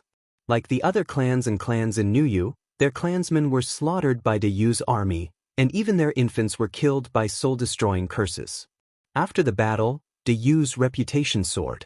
With this, Emperor Haozuan issued imperial edicts to all the human kingdoms around the world, ordering them to submit to De Yu, or else he would personally lead an army to wipe out all the small human kingdoms. For a time, De Yu, which had shown signs of decline, regained its prestige and expanded its army, preparing to launch an expedition. The human kingdoms who received Emperor Haozuan's edict were in a state of panic, and under the instruction of the immortal sects behind the scenes, they were also frantically preparing for the war. In terms of total population, all the human kingdoms in outer heavenly realms accounted for about 80% of the total population of De Yu. Together with the immortals of the Celestial Court and the cultivators of the Buddhist League, as long as all the human kingdoms in outer heavenly realms were united into one power, they would be able to fight against De Yu. According to the intelligence sent back by the secret agents of the East Sea, after receiving De Yu's edict, the Ling dynasty's attack on the human kingdoms suddenly became more than 10 times fiercer. Zhang Tingyun even appeared on the front lines several times to boost morale, and took several powerful human kingdoms under his control. The secret agents even saw Zhang Tingyun behead the emperors of the enemy kingdoms in front of countless soldiers on the blood-drenched battlefield, extracting the purple energy that looked like flood dragons from their bodies and swallowing it. After getting the intelligence from the secret agents, Wu Qi could not help but nod to himself. It seemed that the Emperor Aura was very useful. At the very least, the Emperor of Nuyu was killed, and Wu Qi robbed him of his Emperor Aura. The destruction of Nuyu in just 2 months was a ready-made example. In the spirit cave, where the natural energy was so abundant that energy crystals had begun to form, Wu Qi sat cross-legged under the heaven-refining cauldron, his vast divine sense swirling around his divine soul like a nebula. Every particle of his divine soul was trembling, contacting and flowing with the laws of the heavenly Tao, searching for information about the Emperor Aura. The heavenly secrets were messed up by the 7 Buddhist patriarchs and 9 Tao patriarchs, and later by the 18 saints. Now, the heavenly secrets were in a complete mess, and no one could figure out how it worked. Wu Qi's divine sense fused with the chaotic torrent of the heavenly Tao, letting it flow freely with it. Occasionally, he could come into contact with some information about the Emperor Aura, which was immediately absorbed and stored by his divine soul. Bit by bit, the data was stored, and Wu Qi separated the wheat from the chaff. Relying on the faint connection of his divine soul, he fused the information that pointed directly to the essence of the Emperor Aura and gradually restored its original appearance. At the same time, the enormous stream of Emperor Aura in Wu Qi's body was being extracted by the primal purple energy bit by bit, gradually disintegrating and melting. Wu Qi's divine sense fused with the disintegrated Emperor Aura, and from it, he began to comprehend the various strange powers contained in it. There seemed to be lightning flashing and thunder rumbling before his eyes. When Wu Qi's divine soul was completely immersed in the Emperor Aura, and his divine sense was completely integrated with the heavenly Tao, countless illusions flashed before his eyes. On the primitive continent, there were countless giant beasts and demon birds, and human beings were as weak as insects, being hunted and killed by those beasts and ferocious birds at will. There were also powerful gods high up in the sky, who could summon the wind and summon the rain. From time to time, they would raise a terrible storm that could instantly destroy a human tribe, or spread a plague that could instantly wipe out dozens of human tribes. Newborn human beings were weak and incompetent, and they could only struggle to survive in that extremely dangerous environment. After dozens of generations, the most outstanding human beings finally activated the bloodline inherited from the great Saint Pangu and the other 100 spirits. Their intelligence and fleshly bodies were greatly improved, and they began the first evolution of the humankind. They had smart minds and strong bodies. Led by the first batch of evolved human beings, they built houses to shelter themselves from the wind and rain, lit bonfires to drive away wild beasts, roasted food to strengthen their bodies, and used herbs to dispel plagues and cure their people. There were also those powerful warriors who protected their people. They used crude wooden sticks and stones as weapons to kill powerful beasts and fierce birds, protecting the humankind through the most dangerous period of the human race's birth. Those outstanding people became the leaders of the tribes, and the growing tribes began to communicate with each other. As a result, the individual tribes formed strong alliances. At last, as the humankind developed and grew stronger, the small alliances merged with each other, and eventually developed into the alliance of the entire humankind. A single human being was weak and incompetent, but when countless human beings gathered together, their power was strong enough to destroy the world. The wisest and strongest person was elected as the leader of the alliance, leading the entire humankind forward. In the newborn human society, any invention that was beneficial to mankind would be bestowed a great amount of virtue by the heavenly Tao. As for the early ancestors, they were pure and simple. They had an untainted and pure heart. They respected the leader who led them to the development of the alliance. This respect was hot and pure, the purest and most primitive power of faith. The power of faith of countless human beings gathered on the leader, fused with the virtue bestowed by the heavenly Tao, and combined with the great aura of tenacity and courage to fight against the heaven, the earth, the ghosts and deities, and all the living beings under the heaven and earth, it finally merged into the original aura of the human emperor. The original aura was acknowledged by the heavenly Tao, fused with the fortune of the heavenly Tao, and eventually evolved into the present aura. The aura was the faith of a human kingdom to its supreme leader, and the faith of its billions of people. When the aura was lost, the people's hearts would collapse, and the fate of the kingdom would collapse, just like how Nuyu was completely destroyed by Diyu in just 2 months. It was like a man's 3 souls and 7 spirits were completely disordered. How could he have the strength to resist the invasion of foreign enemies? Therefore, whether it was Jie or Zhou, before a kingdom was destroyed, the aura of despair would first rise from the human emperor. The aura of despair would replace the aura of the human emperor, causing chaos in the imperial court from top to bottom. As a result, the people had no way to live, and eventually, the kingdom was destroyed. Therefore, when a kingdom was destroyed, there must be a fatuous ruler. This was the effect of the disordered aura of the human emperor. Wu Qi nodded to himself. Only the power of virtue, faith, and the fortune of the heavenly Tao could produce the aura of the human emperor. Moreover, this power of faith was different from the power of faith of Buddhism. The power of faith of Buddhism was used to refine one's body and sarira, while the faith in the aura of the human emperor must be the faith of the people under his rule in the occupation of the emperor. In other words, even though Wu Qi was loved and supported by many people in the East Sea, he had not established a kingdom of his own, so the power of faith he had could not be transformed into the aura of the human emperor. If he wanted to obtain the aura of the human emperor, he must first set up a banner and announce to the world that he had established a kingdom. The strongest effect of the aura of the human emperor was to protect the mind and the body. With the aura of the human emperor strong enough to protect the body from all evils and magic, even all kinds of knives, spears, swords, and halberds could not hurt those who had the aura of the human emperor. Take the Yellow Emperor Xinyuan and the Yen Emperor Shennong, for example. Although they had immeasurable virtue, the aura of the human emperor in their bodies was also extraordinary. It had truly reached the level where they were immune to all magic and attacks from immortals and Buddhas. Even their fleshly bodies were protected by the boundless aura of the human emperor, which made them almost immortal. Their cultivation might not be very strong, but they were immortal just by standing there.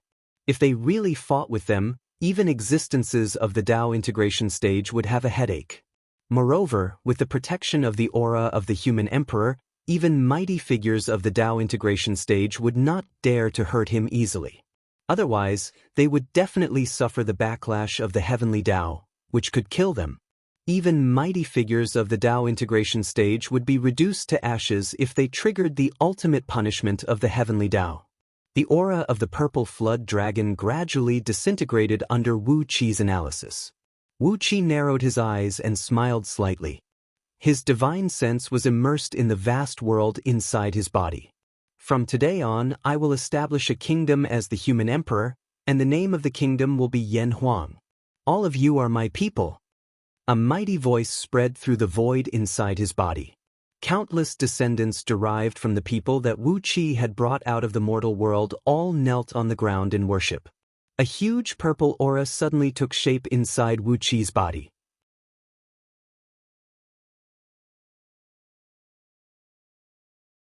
Chapter 962. After comprehending the secret of the Emperor Aura, Wu Qi had established a neutral kingdom in the world inside him. Since he rescued all the people of that planet from the mortal world, it had only been a few years in the outside world. But because Wu Qi had repeatedly opened Dark Een Celestial Tower to help others cultivate, he had spent tens of thousands of years in it. With the reproductive ability of human beings, the people of that planet in his world had given birth to more than trillions of children and grandchildren over the past tens of thousands of years. A kingdom was founded with trillions of people, and Wu Qi was the only god the people of that kingdom believed in. The power of faith of trillions of people gathered in an instant and merged with the enormous virtues stored in Wu Qi's body, transforming into a huge purple flood dragon that flew and coiled inside him. The Emperor Aura quickly devoured the Emperor Aura Wu Qi had plundered from the Emperor of Nuyu, and in the blink of an eye, the two merged into one. Wu Qi felt full of energy as a strange power, which was completely different from his physical strength, magic power, and divine sense, filled him. It gave Wu Qi the illusion that he could overturn rivers and seas without using any divine abilities or mystic arts, and that he could hold the sun and the moon in his hands as toys. The purple dragon emperor aura gradually rose into Wu Qi's spiritual ocean and swirled around Wu Qi's divine soul. As the emperor aura and the aura of the divine soul communicated with each other, Wu Qi's divine soul was gradually condensing and compressing. At Wu Qi's realm, it was extremely difficult for him to improve his divine soul by even a little bit. But, nourished by the emperor aura, the power of faith of billions of people was constantly purified and poured into his divine soul, causing it to soar at a rate that even Wu Qi himself could feel. Wu Qi even felt that he could exert an amazing combat prowess just by relying on the power of his divine soul's divine sense. Only then did he realize that there was a reason why those truly lofty emperors could subdue billions of people with just a wave of their hands. The mortal emperors in the mortal world could rely on their insignificant Renhuang Qi to have such power, let alone the benefits that Wu Qi had obtained from plundering Diyu's Renhuang Qi. Narrowing his eyes, Ji Hao released his divine sense forward. Without using any magic power or divine ability, the dense spiritual energy within a radius of 1,000 miles in front of him suddenly collapsed inward. In the blink of an eye, it was compressed into a sesame grain-sized, sparkling and translucent spiritual energy crystal. Wu Qi smiled, opened his mouth, and swallowed the spiritual qi crystal into his stomach, quickly digesting it and transforming it into his own primordial violet qi. After roughly measuring the power of his divine sense, he found that he could easily suppress an early-stage Dao-breaking expert, and he could silently injure others. Compared to close combat or killing with flying swords and magic treasures, he was countless times more stealthy. Laughing loudly, Wu Qi's eyes emitted a cold light as he slowly stood up. As soon as he stood up, the courtiers and immortal priests in the nearby East Sea City, who were cultivating in the spirit cave, immediately noticed that Wu Qi was very different from before. In the past, Wu Qi was as ethereal as an immortal. But now, the aura around Wu Qi was as vast and boundless as the ocean, as solid and steady as a mountain, and when he walked, he was like a dragon or a tiger. As soon as he moved, the crowd felt a sharp pain in their eyes, and they dared not to look at Wu Qi directly. Shocked, the crowd fell to their knees almost instinctively, and no one dared to raise their heads. Even the courtiers of the 6 states in the spirit cave did the same. They felt that the aura around Wu Qi was thousands of times stronger than that of their emperors. How could they resist it? Wu Qi's power fell like a mountain, and they had no choice but to kneel and worship him devoutly. In the face of the majestic Wu Qi, everyone knelt on the ground, trembling with fear. Their minds were blank, as if all their thoughts were under Wu Qi's control, and no one dared to have any thoughts before he spoke. After briefly testing the suppressive effect of the emperor aura on the people around him, Wu Qi nodded with satisfaction. It was only the emperor aura condensed by the billions of people in his body, and yet it had such an effect. When the time came and the entire East Sea was merged with Yan Huang, Wu Qi would receive more than 100 times the power of faith from the people. At that time, all he had to do was to find a way to get some more virtues. At the thought of the power of virtues, Wu Qi's body suddenly froze. According to the information sent back by the secret agents, outer heavenly realms were constantly returning to Pangu continent and merging with it. And whenever an outer heavenly realm was reunited with Pangu continent, there would be an immeasurable amount of virtues sent down by the heavenly Tao, which would be absorbed by the heavenly lords using special containers. Could it be that the Celestial Court and Buddhist League had the same idea as Wu Qi? If they wanted to surpass Diyu in terms of emperor aura, they would have to use a huge amount of virtues to fuse with the faith of the people to produce an enormous amount of emperor aura. After all, Diyu had established his kingdom on Pangu continent for countless years, and he had accumulated an enormous amount of emperor aura. Even though the Celestial Court and Buddhist League had split it up, the remaining half of the emperor aura was still not something ordinary people could compare with. Even if Zhang Tingyun could unify all the mortal kingdoms in outer heavenly realms, he would not be able to gain the allegiance of all the people in a short time, and he would not be able to accumulate enough emperor aura to fight against Diyu. Therefore, he could only use other means to help Zhang Tingyun accumulate emperor aura. At the thought of this, Wu Qi could not help but smile. How could there be such an easy thing? You want Zhang Tingyu to become the human emperor smoothly, but Wu Qi can't let you do that. After pondering for a brief moment, Wu Qi left the spirit cave in a haste. He left behind a few words, telling everyone in the spirit cave to work hard in their cultivation and improve their cultivation base as soon as possible. Wu Qi did not know that just because of his words, the people in the spirit cave had started to cultivate with all their might, as if they had gone mad. They did not hesitate to take the risk of suffering from cultivation deviation, and did not hesitate to consume their own blood essence in order to improve themselves. In just a few months in the outside world, tens of thousands of years had passed in the spirit cave. The cultivation bases of the civil and military officials, immortals, and itinerant cultivators of the EC had improved a lot, and their progress had shocked even Wu Qi. Putting aside how hard these people were cultivating, Wu Qi left the spirit cave in a hurry and summoned a blood-draining celestial fiend to disguise as himself to guard the East Sea, while his true self transformed into a gust of wind and flew toward the northern frontier of Diyu. Far away in the northern frontier of Diyu, several armies of the Ling dynasty were sweeping across mortal kingdoms from outer heavenly realms, killing their emperors and plundering their emperor aura. With his current cultivation base, without attracting any attention, it only took him a few days to come to the place where the flames of war were raging in the northern region. Outside a large city, Wu Qi saw an army of the Ling dynasty launching a fierce attack on the city. Hundreds of thousands of soldiers besieged the city, and there were only tens of thousands of soldiers defending the city. They were barely fighting against the army of the Ling dynasty with the help of the city's defensive barriers and formation maps. This was the capital city of a small kingdom called Han Kingdom. The kingdom was not strong, but its monarch seemed to be very kind to its people. Therefore, although most of its territory had fallen and the city was surrounded by more than 10 times the number of soldiers, the soldiers in the city were still fighting the powerful enemy with their lives. And the monarch of Han Kingdom, who was guarding the city, had the emperor aura in his body was not strong, but it was extremely condensed and lively, just like a living dragon. Nodding to himself, Wu Qi exercised an escape art and quietly slipped into the city, transforming into a gust of wind and blowing past the monarch of the Han Kingdom.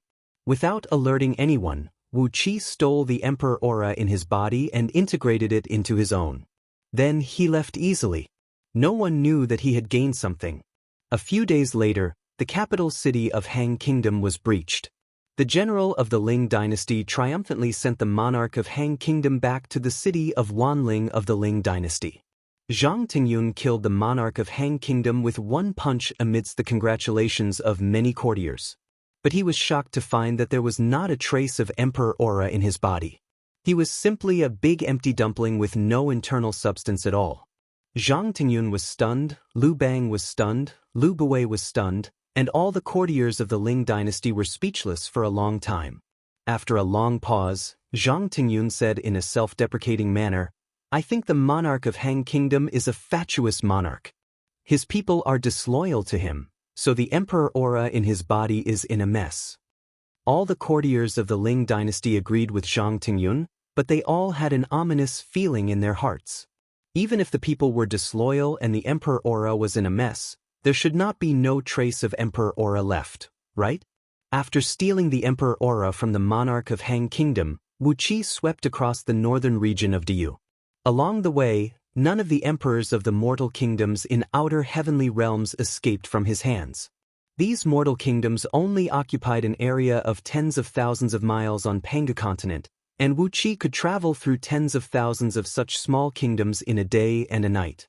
Like a bee in the blossoming season, he had worked hard to extract all the emperor aura from these emperors' bodies, leaving an empty body waiting for the generals of Ling dynasty to take over. After months of hard work, Wu Qi finally stole all the emperor aura from the emperors of all the mortal kingdoms in the northern region. After that, he immediately rushed to the southern region of Diyu. After several months of hard work, he had extracted the emperor aura from all the mortal kingdoms in the southern region of Diyu, as long as they were near the direction of the Ling dynasty. He left quite a few mortal kingdoms in the direction of Great Wu. After that, Wu Qi continued his journey to the western region of Diyu. But in the western region, he found some signs that something was not right. After hesitating for a long time, he simply exercised a mystic art and soared into the sky, stealing the emperor aura of all the emperors of the human race in outer heavenly realms that were heading towards Pangu continent, but were still some distance away and had not had time to reintegrate with Pangu continent. There were more than 10 million outer heavenly realms heading towards Pangu continent. Even with all his might, it took Wu Qi several years to travel through all these heavenly realms and extract all the emperor aura from them. Over the years, the Ling dynasty had wiped out thousands of mortal kingdoms, and every day, one or several mortal kingdoms were wiped out by the armies of the Ling dynasty. But to Zhang Tingyun's disappointment, he found that the emperor aura in the emperors of the destroyed mortal kingdoms was so thin that even if he absorbed all the emperor aura in them, it would not be of any help to him. It was as if Zhang Tingyun had sent an army to slay a dragon, but the prey he brought back was a little loach. The contrast was so great that he could not bear it. But he did not know that if it had not been for the passing of so many years, and if these emperors had not accumulated a little emperor aura in their bodies, he would not even be able to get the little loach. When Wu Qi returned to the East Sea from outer heavenly realms, Zhang Tingyun and Liu Bang finally could not hold back their doubts and told the celestial court about the strange incident. Shocked and furious, the celestial court immediately sent a capable celestial lord to investigate the matter.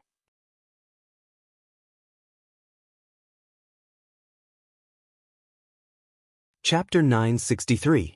In the meeting hall of the Ling dynasty, an executioner clad in a red outfit beheaded the emperor of a small kingdom. Ichi, who was secretly sent to the Ling dynasty by the celestial court and also served the Big Dipper emperor of the celestial court, frowned and drew out a 3 feet long, thumb-thin, purple stream of emperor's aura from the emperor's body.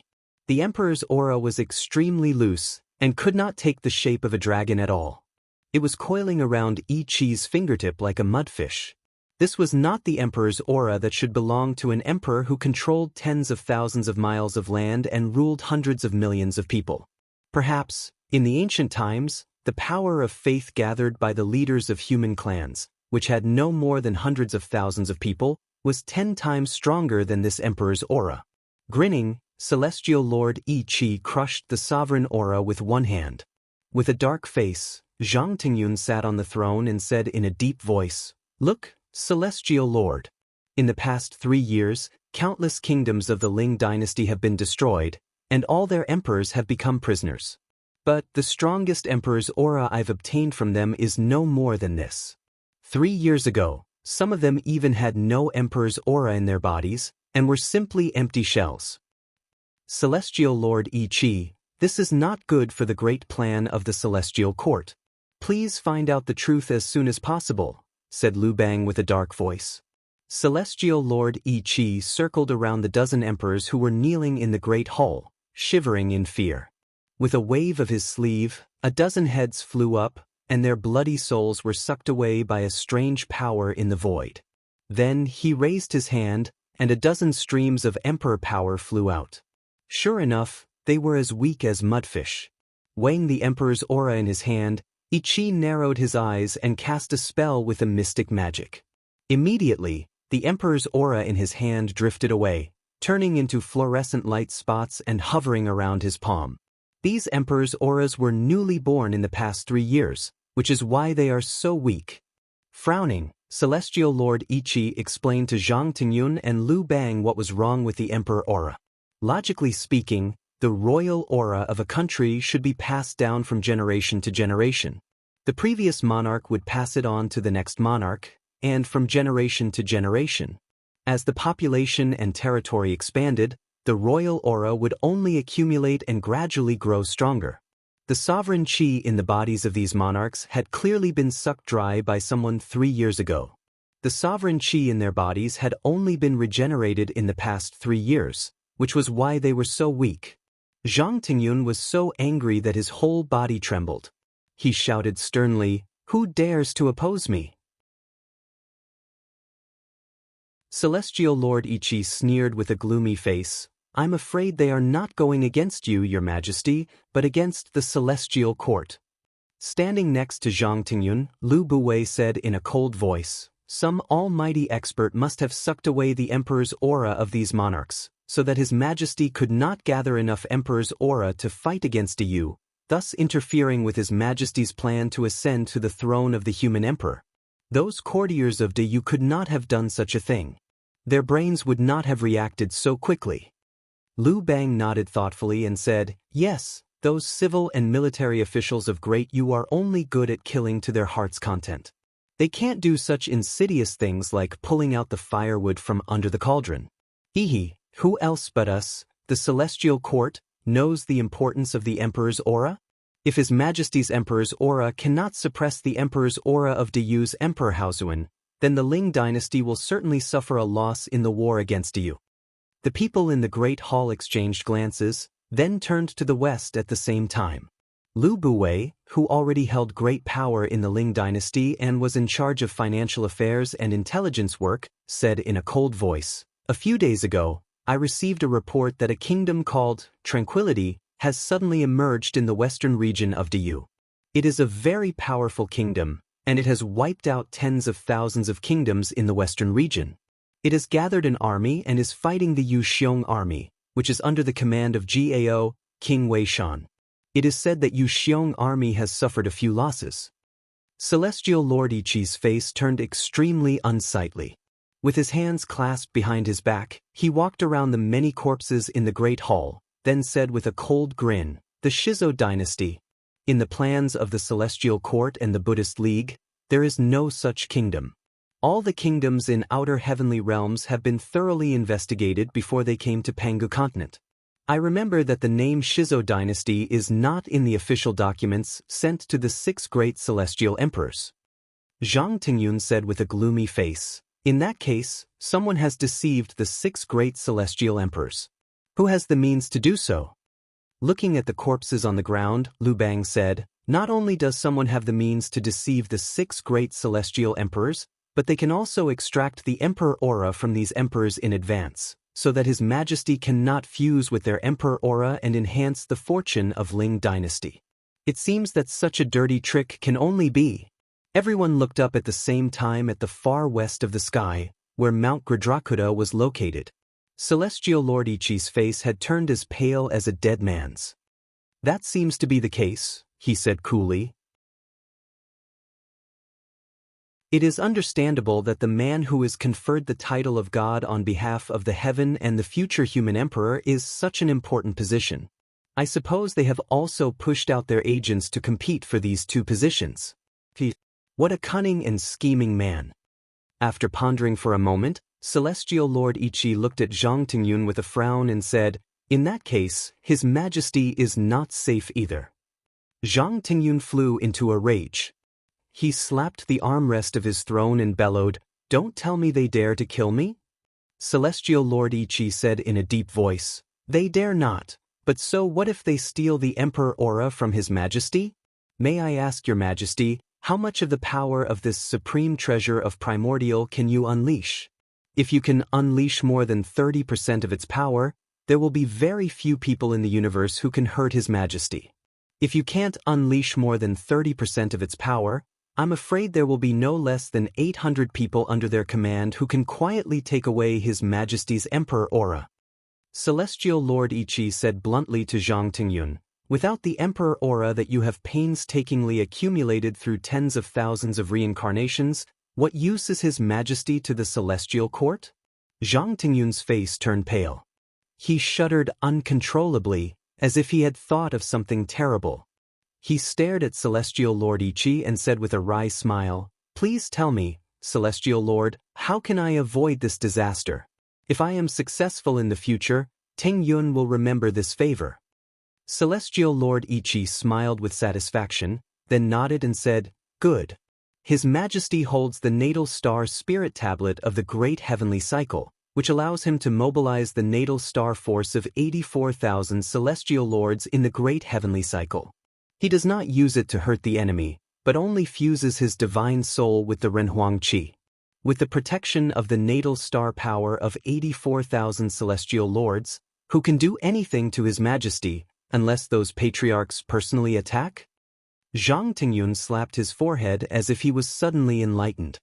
He smiled and said, "I've been muddle-headed. Well, I'll protect myself first, and then I'll make other plans. Hee, since they have taken away the emperor aura of these emperors in advance, it makes things easier for us. When we break into the capital of the Shizo dynasty and kill the emperor of the Shizo dynasty, his emperor aura will belong to me. Isn't that great?" In the East Sea City, Wu Qi had worked hard for more than 3 years to steal all the emperor aura of the emperors of those small human kingdoms in the universe. The emperor aura of countless emperors had gathered in Wu Qi, and his emperor aura was already about 70% of the emperor aura of Diyu at its peak. Emperor Haozuan had just led an army to slaughter Nuyu and reunite Diyu, but the emperor aura in the emperor's body had been stolen by Wu Qi. Emperor Haozuan's emperor aura was only half of what it was at its peak, and it would take him a long time to win over the hearts of the people in order to regain its former glory.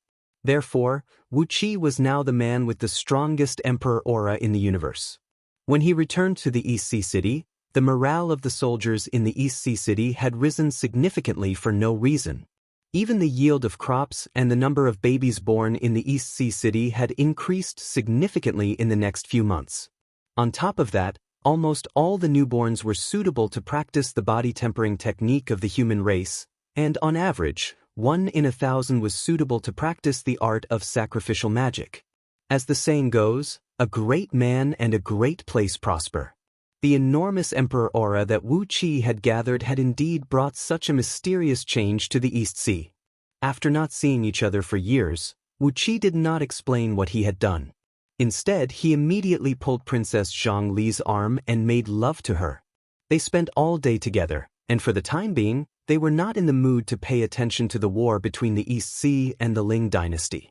Over the past 3 years, the East Sea and the Ling dynasty had their share of victories and defeats, and no one could occupy an absolute advantage. Today, I took a few cities from you, and tomorrow, you took back a few more. It was nothing more than a stalemate. Over the past 3 years, hundreds of thousands of soldiers on both sides had died in the war, and that was the only loss. But as both sides occupied vast territories and had countless people, the loss of hundreds of thousands of soldiers was not even a drop in the bucket, so no one took it seriously.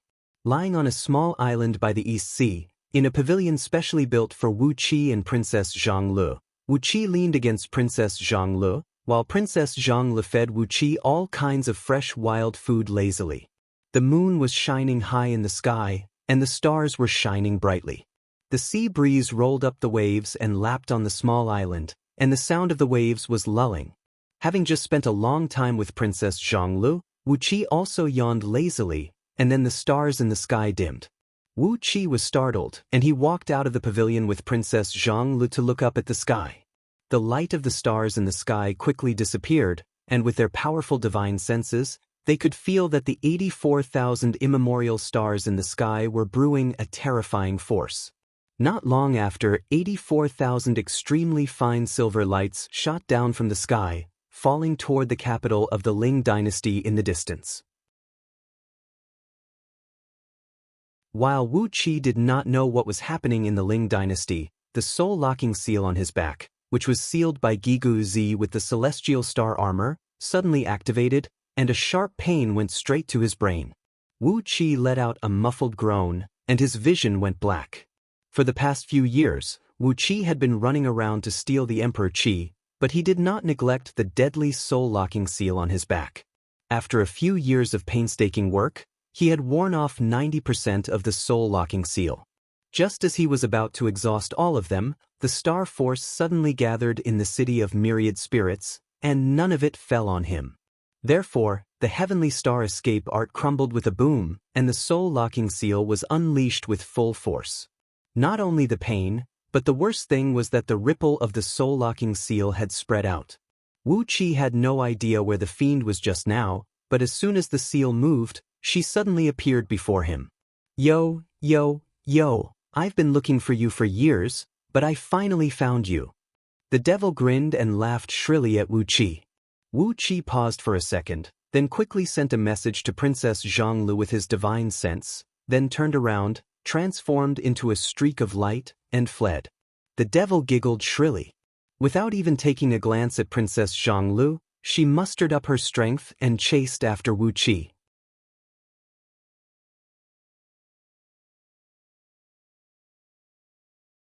Chapter 964. A long beam of light swept across the sky above the capital of the Ling dynasty, bringing with it a terrible gust of wind.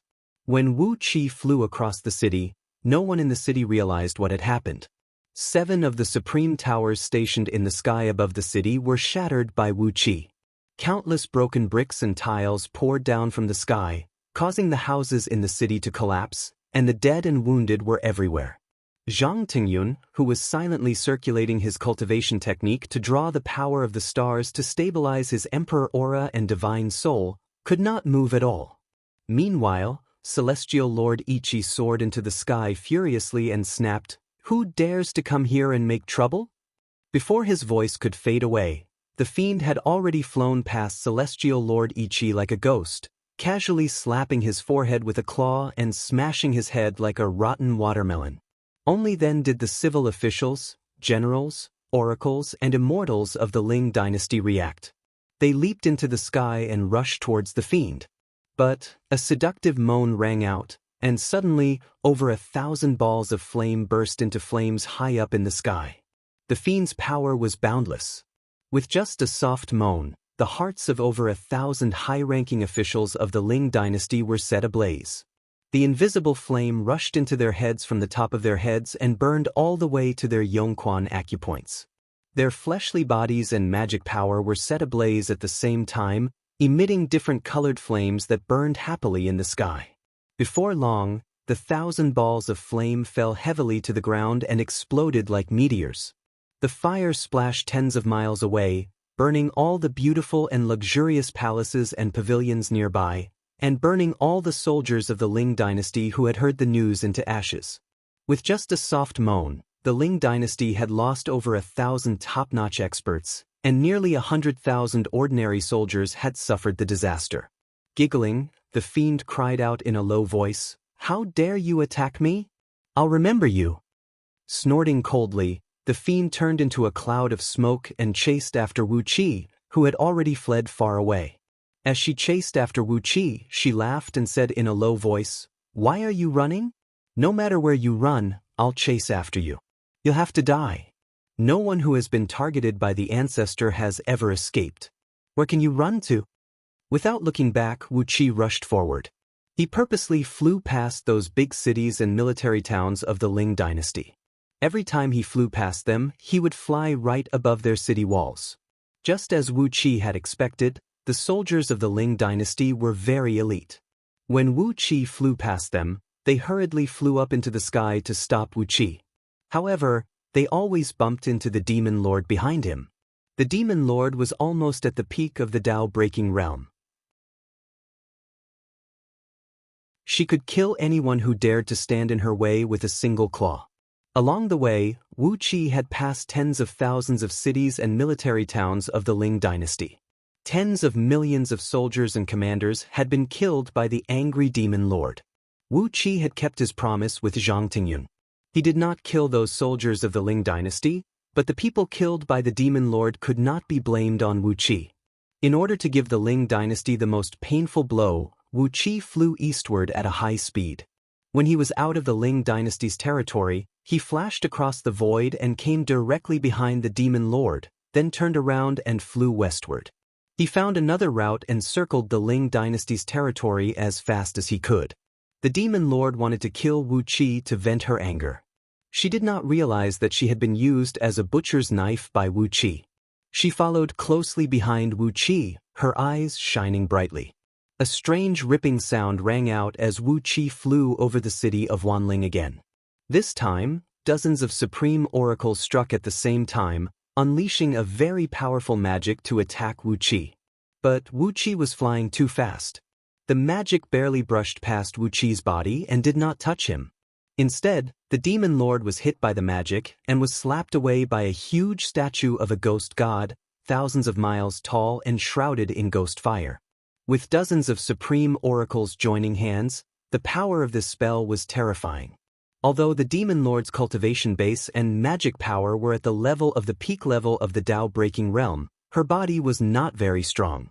Especially when she was single-minded in chasing after Wu Qi. How could she have thought that such a melodramatic thing would happen? The devil god's palms slapped on her, nearly blowing her fair and beautiful body to pieces. The pain made fiend flames burst out of her 7 orifices, and drops of purple blood flew out of her mouth. Flustered and exasperated, the demon lord locked onto Wu Qi with a thread of divine will. Then she threw her head back and let out a shrill howl into the sky as she thrust both hands down. After a series of explosions, tens of thousands of defensive mechanisms in the city were destroyed by the demon lord. The entire city collapsed, and the whole mountain was forcibly pushed 30,000 miles into the ground. Underground fire boiled, and lava and poisonous fire shot up into the sky, burning countless officials and people of the Ling dynasty in the city. The almighty experts of the Ling dynasty were so frightened that they hurriedly put out the fire and tried their best to save the people in the city. The demon lord screamed shrilly, and the colorful fiend energy around her transformed into a 9-headed, 18-armed, gigantic devil god, who plunged down from the sky and crushed the 1,000-mile-tall devil god unleashed by dozens of supreme oracles.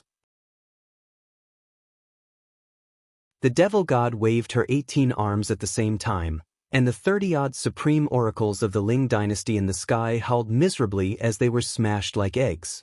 Laughing coldly, the demon lord glared at the city of Wanling, which had been pushed deep into the ground. Based on her nature, she should have rushed down and killed all the living beings in the city. But a great sense of danger lingered around her. After a moment of hesitation, she gave up attacking the city and continued to chase after Wu Qi. She did not have that sense of danger when she was chasing after Wu Qi, but she always felt that once she attacked the city of Wanling, it would be the time of her death. The premonition, which pointed directly at the origin of her divine soul, made her very uneasy. As the saying goes, pick the weakest persimmon to pinch. Almost instinctively, she continued to chase after Wu Qi. But at that moment, Wu Qi had taken another big circle, laughing all the way to the east. The demon lord was so angry that her eyes turned green. Her Dharma body split apart and dissipated into a 5-colored mist. Her flying speed was at least 10 times faster than before, and with a few flashes, she had come behind Wu Qi. She sneered, then reached out a fair little hand from the mist, pressing it towards Wu Qi's back and said, "Die, Taoist. Your blood essence is very pure, and I like it very much." The palm pressed down, but the demon lord missed. Just as the demon lord's body turned into a 5-colored mist, Wu Qi's body suddenly disintegrated into a mass of green light that shot forward like a drizzle. Wu Qi's flying speed had also increased by more than 10 times, and in the blink of an eye, he had widened the distance between him and the demon lord. After a moment of shock, the demon lord gave a furious roar. Her body stretched out into a very fine beam of 5-colored light, shooting across the void and chasing after Wu Qi. While chasing and fleeing, Wu Qi quickly crossed the primitive landmass that was rapidly forming in the east of Pangu continent, crossed the boundary between the front and the back of Pangu continent, and headed in the direction of the origin tree of fire. The demon lord had no idea what Wu Qi was doing on the back of Pangu continent, nor did she know what terrible existences were hiding on the back of Pangu continent. She was still chasing after Wu Qi like a fool. After fleeing for a long time on the back of Pangu continent, a raging flame rose into the sky in front of them, and an unusually tall crimson divine tree could be vaguely seen. Wu Qi's body swayed as an illusion shot forward, while Wu Qi himself cried out, "Great Horns! Help me deal with this damned little girl behind me." Great Horn's wild laughter rang out like a thunderclap, shaking Wu Qi's ears and making him feel a sharp pain. A beam of flame came shooting over as Great Horns happily punched the head of Wu Qi's illusion, shattering it to pieces. Great Horns was taken aback, but Wu Qi had already flashed to his side, cupped his fist at him, and said with a smile, "I've won this time. Don't give me another punch later." Great Horns blinked desperately. He still could not figure out how he, a Dao fusing expert, could be dazzled by the illusion conjured by Wu Qi, who was just a Dao breaking expert.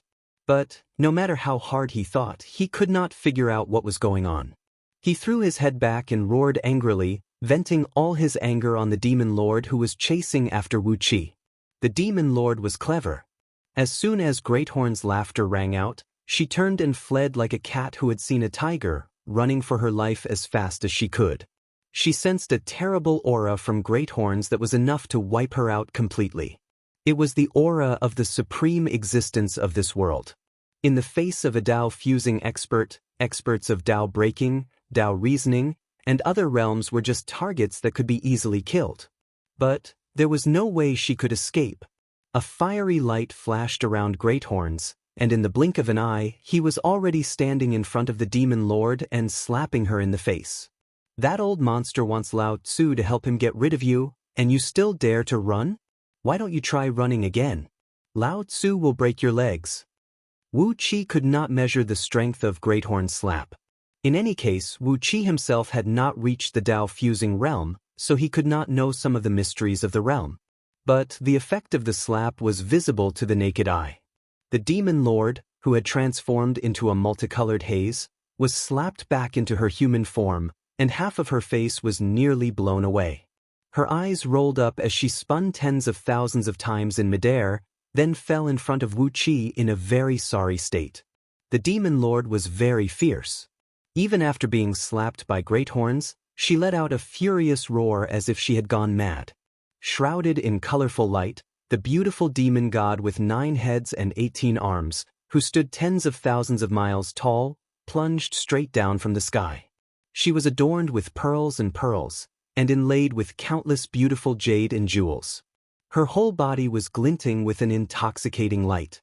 The gigantic statue of Celestial Fiend fell to the ground with a groan, and when Wu Qi heard the groan, he could not help but feel his body go weak. But Great Horns was an insensitive man. With a flash of flame, Great Horns rushed in front of the demon god and kicked her in the lower abdomen, sending her flying up into the air and smashing her head on the divine tree of fire. Squatting on the branch, the Lion Man could not hold back any longer. Howling and waving his shield and sword, he swooped down from the sky and began to smash and slash at the demon god like a madman. The divine tree sprayed out a great sheet of flame and wrapped around the falling demon god, preventing it from falling any further. Great Horns rushed to the side of the fiend, who was desperately fighting against the lion's storm-like attacks, and scolded him in a low voice. Then he held the fiend's head with one hand and smashed him with the other like a pile driver. Tens of thousands or even hundreds of thousands of punches were thrown at her in every second, and the frequency of the blows made Wu Qi's heart skip a beat. He did not have such a speed with his current strength. The demon god howled miserably, and 5 colored clouds kept bursting out of her body. That was her natal energy essence being constantly scattered. Hypocritically, Wu Qi came to Great Horns' side and said to the demon god with a smile, "Listen to me, and you won't have to be beaten." With great difficulty, the demon god turned her eyes to look at Wu Qi, then suddenly burst into tears. Wu Qi was stunned, and Great Horns was so frightened that he immediately withdrew his punches and took dozens of steps back with his hands clasped behind his back.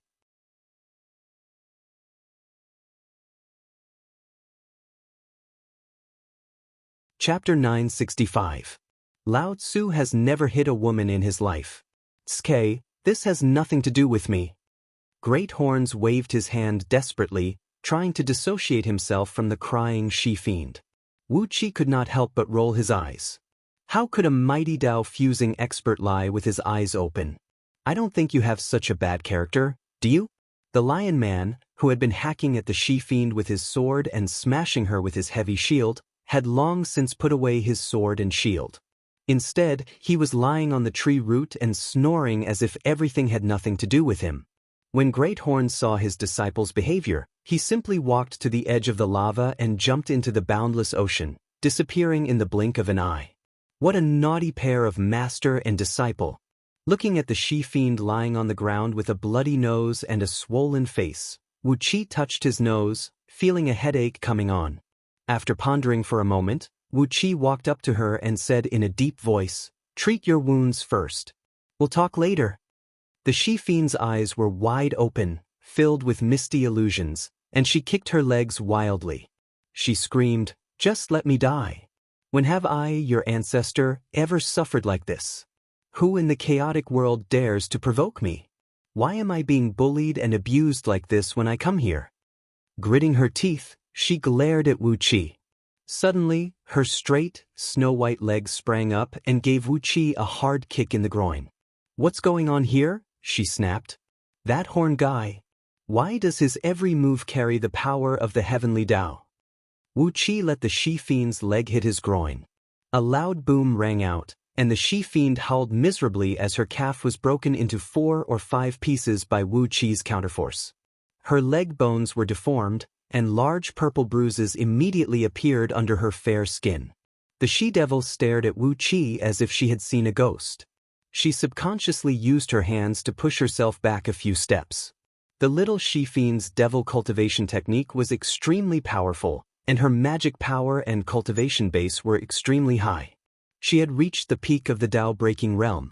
However, she was new to Pangu world, and it seemed that she hadn't figured out the difference between the Tao-breaking stage and the Tao-fusing stage. As for Bodhisattva Kitagarbha and the other bodhisattvas and arhats of the Netherworld branch of the Buddhist League, they seemed to have intentionally not told her that there was a level in Pangu world called the Tao-fusing realm.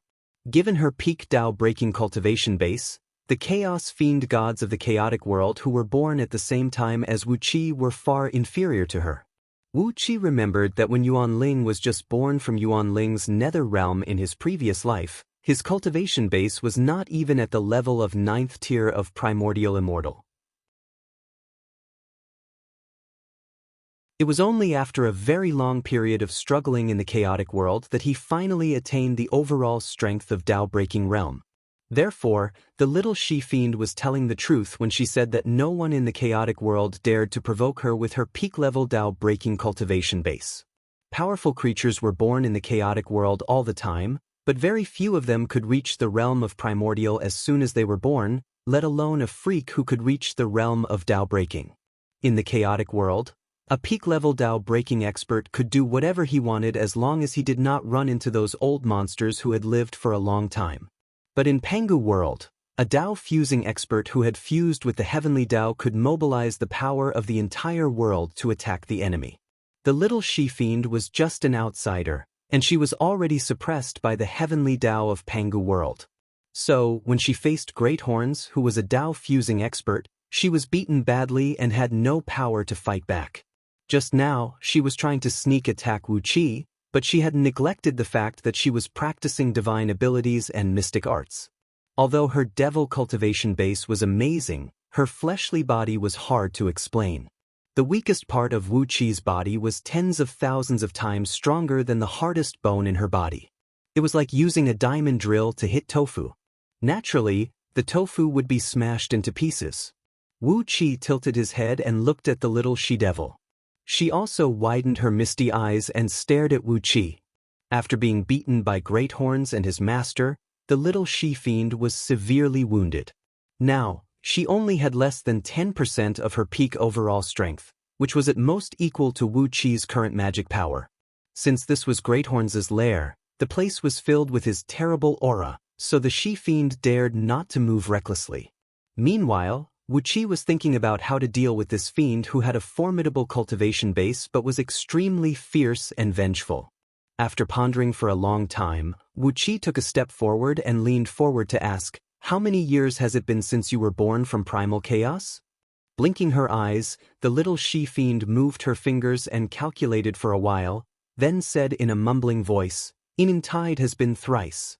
As soon as she said that, the lion man's tail stood erect with fear, and Great Horns, who had plunged into the sea of lava, poked half of his body out of it. Both of them stared at the little she-fiend as if they were looking at a ghost. The so-called Inin tide was the name given by the living beings born in the primal chaos to a unique energy tide in the chaotic world. No one knew where it came from or where it went. In short, it would blow across the whole chaotic world once every period. The tide of Bai and contained an extremely powerful force of biological breeding. For a long time, some living beings in chaos believed that the tide of Bai and was the origin of life in the entire chaos world. It was the Bai and that catalyzed all kinds of magical creatures in chaos and gave birth to incomparably powerful chaos fiend gods. There was no sun in the chaotic world, and there was no distinction between time and space. Therefore, the living beings in the chaotic world all used the Enin tide as the unit of time. The little she-fiend had only gone through 3 Enin tides since she was born, which meant that her age was only 3 periods and a little over 300,000 years. In just 3 periods, she had attained the peak-level Tao-breaking cultivation base and magic power in such a short period of time. The innate talent of this little she-fiend was simply sensational. Great Horns and the Lion Man were so frightened that their hair stood on end. What is a genius? She is a genius. Like Yuan Ling in Wu Qi's previous life, Great Horns was born with the cultivation base of a peak-level gold immortal. He struggled to survive in the chaotic world for countless years, and went through at least hundreds of millions of Enin tides, from which he absorbed endless biological energy. That was how he got his mighty cultivation base in the future. In the end, it was Great Saint Pangu who created the world and created the Pangu world with his mighty power, which allowed Great Horns and the other 30-odd chaotic fiend gods to fuse their divine souls with the heavenly Tao and reach the immortal realm of Tao fusing. If this little she-fiend could reach the peak-level Tao-breaking realm in just 3 periods, how strong would she become in the future? Great Horns smacked his lips and tilted his head to look at her.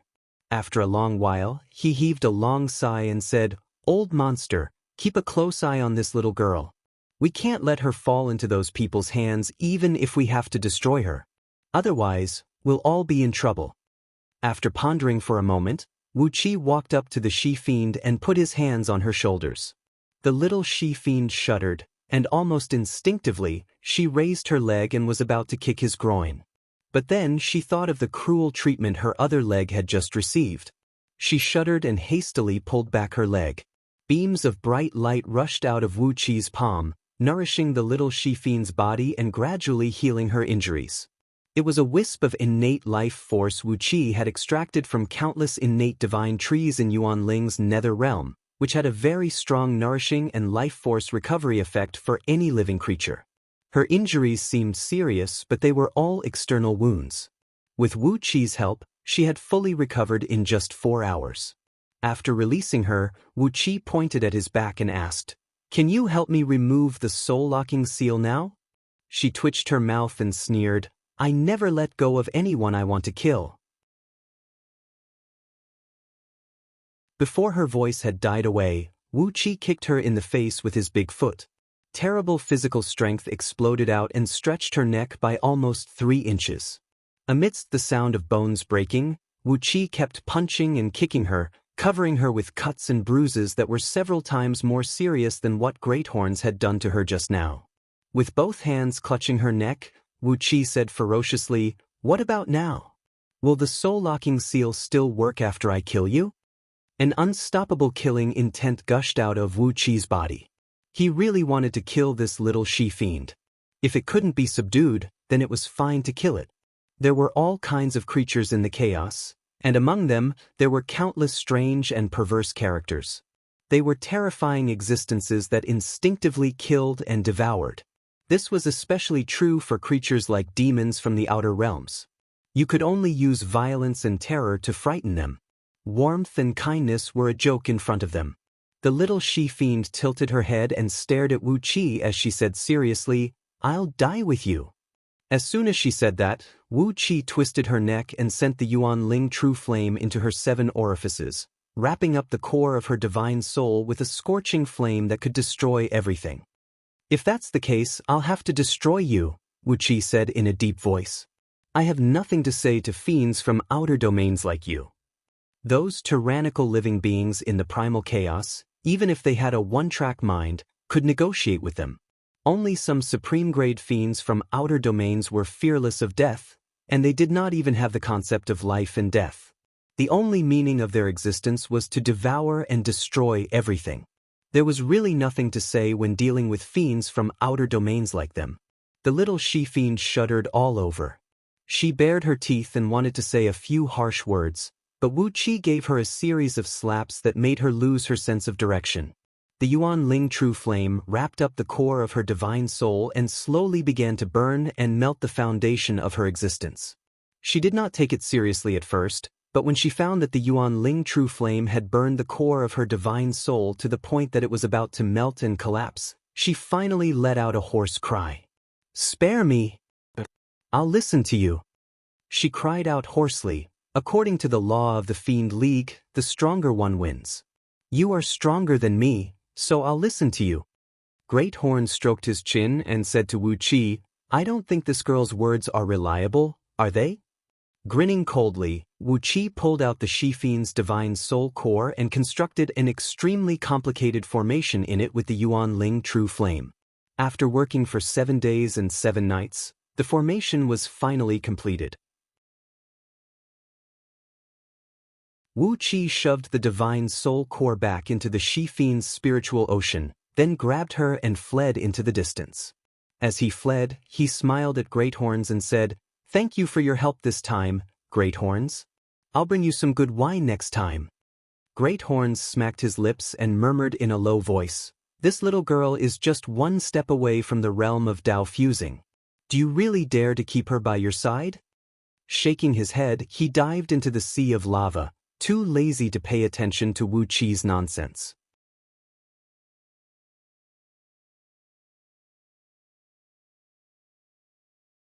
Chapter 966. This little she-fiend was one of the shapeless heavenly fiends, and she looked very young and immature. Looking at the beautiful and adorable little she-fiend, Wu Qi suddenly could not help but feel a little mischievous.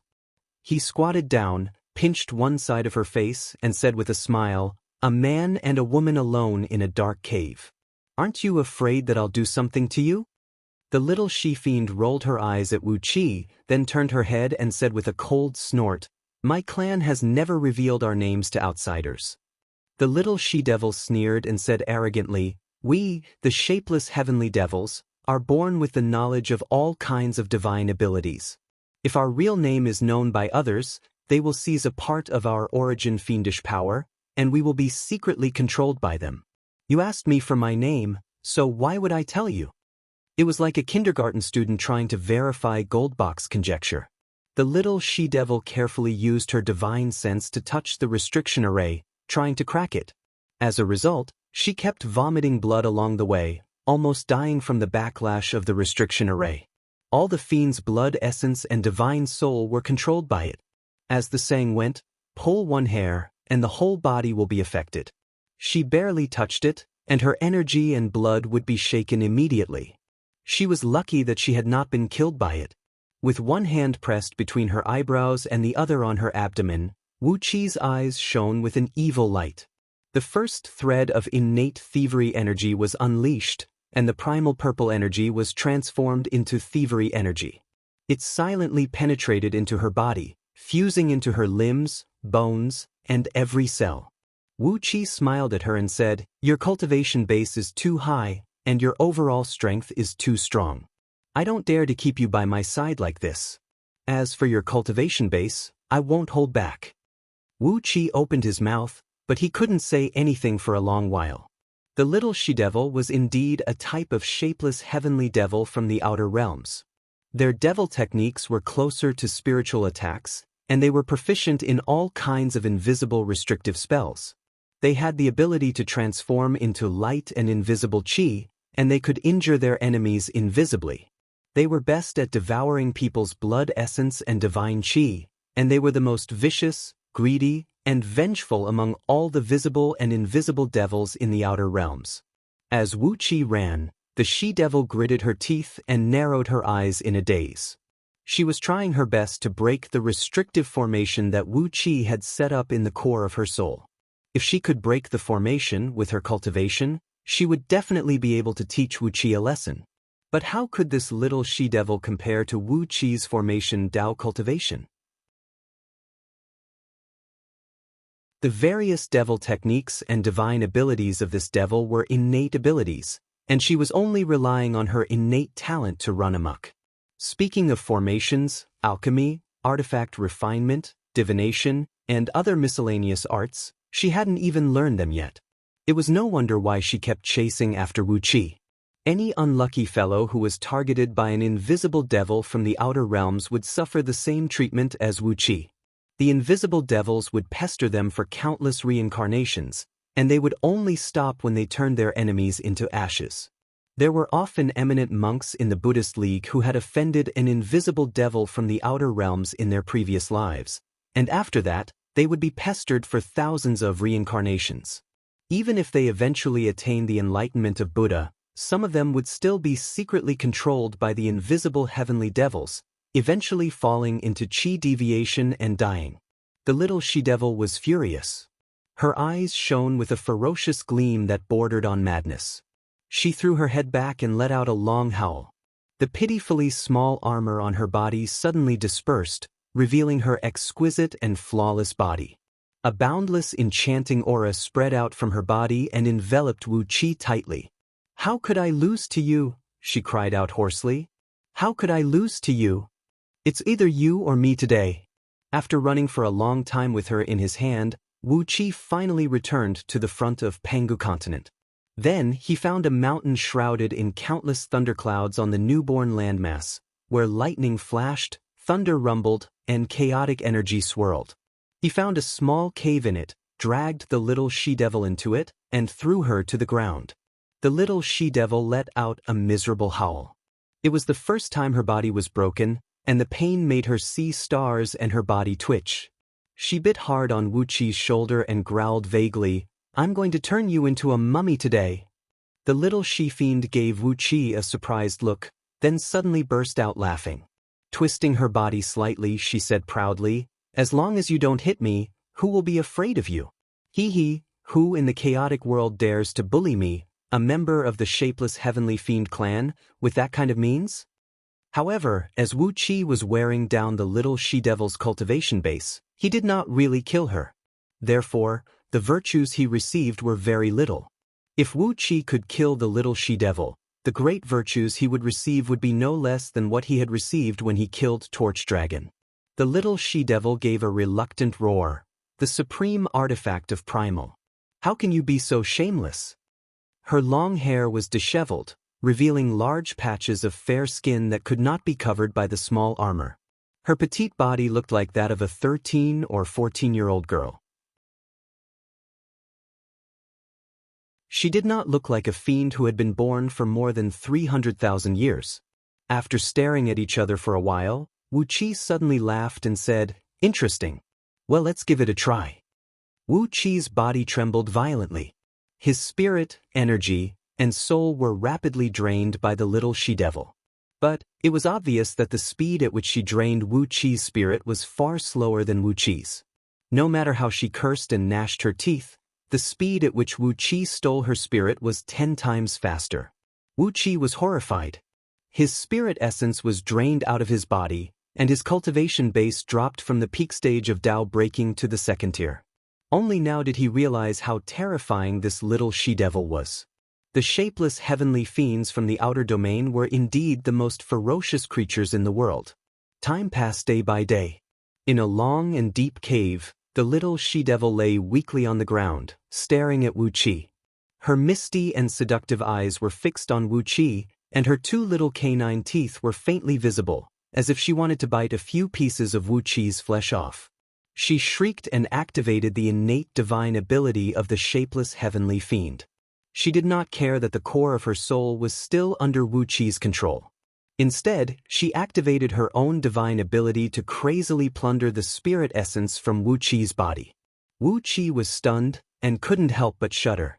He had learned from his previous experience that he should not use those kinds of erotic methods to torture this fiend. The formless devils usually like to suck people's essence qi, and the formless heavenly devil was one of them. Not to mention doing that kind of shady business with her, just a slight touch from her would cause the blood essence and divine qi of outsiders to be completely drained. Buzz. A circle of multicolored light and chaos power streams clashed against each other, spreading out in all directions and instantly filling up the entire cave. A tremendous power surged out from the little she-devil's body and was quickly injected into Wu Qi's body, refined into his own arcane energy using the heaven-refining grand art. The core of the little she-devil's soul was opened wide in front of Wu Qi, and without any secrets, Wu Qi easily plundered all the secret arts and skills of the shapeless heavenly fiend in her memory. Endless mysterious power surged out from her and merged with Wu Qi's soul.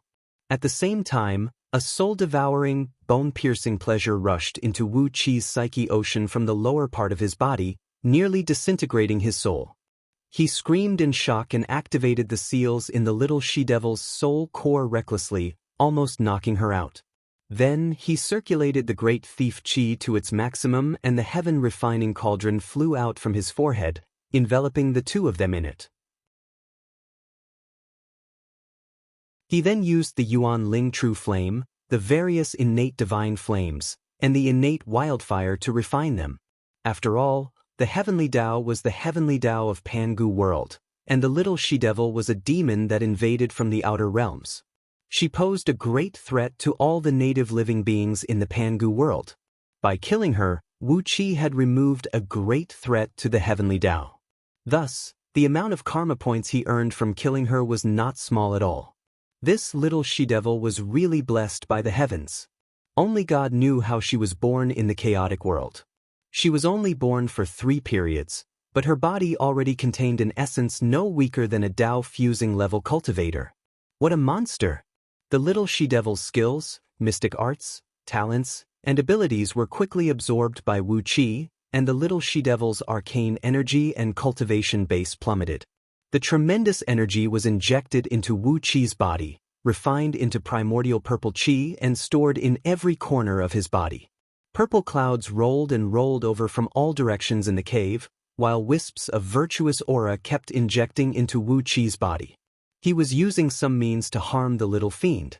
The heavenly Tao sensed it, and immediately bestowed the virtuous aura upon him, rewarding him with the merit of eradicating the fiends from outer heavenly realms. Wu Qi stared at the little she-devil's alluring body and suddenly he asked with a deep voice, "What's your name?" Wu Qi's waist tightened, and the little she-devil's long and slender legs wrapped around his waist. The protective robe that Wu Qi had refined for himself shattered, and the little she-devil fell down with a ferocious look on her face. Instantly, the two of them became one. The roars soon disappeared, leaving only a series of bone-softening moans that sounded like the meowing of a cat. Wu Qi felt his lower body tighten. The little she-devil was like a black hole, sucking Wu Qi's essence at a speed 10,000 times faster than before.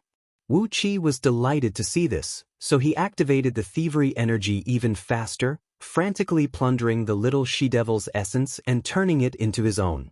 The little she-devil's eyes widened in horror. She had always been the one plundering the essence of others, and no one had ever taken anything from her. Over the past 3 periods, she had killed countless powerful creatures in the chaotic world in the outer domain. When had she ever suffered such a loss? In just a few breaths of time, Wu Qi's cultivation base had reached the 3rd level of the Tao-breaking realm. The little she-fiend's overall strength was only at the peak of the Tao-breaking realm, but the energy essence in her body was extremely terrifying. He was shocked to find that her innate talent was definitely at the Tao-fusing realm. If she was given some time to fuse with the laws of the heavenly Tao of this world, she would definitely be able to step into the Tao-fusing realm smoothly and even become one of the strongest experts in the realm. The little she-devil roared in exasperation. The two of them devoured each other's essence, and more than a month passed in the blink of an eye. Wu Qi's cultivation base gradually improved from the 3rd level of the Tao-breaking realm to the 2nd level, and from the 2nd level to the 1st level. Another month passed. After 3 months of devouring each other's essence, Wu Qi's cultivation base steadily improved to the peak of the Tao-breaking realm, and 20% of the she-devil's natal essence had been plundered by Wu Qi.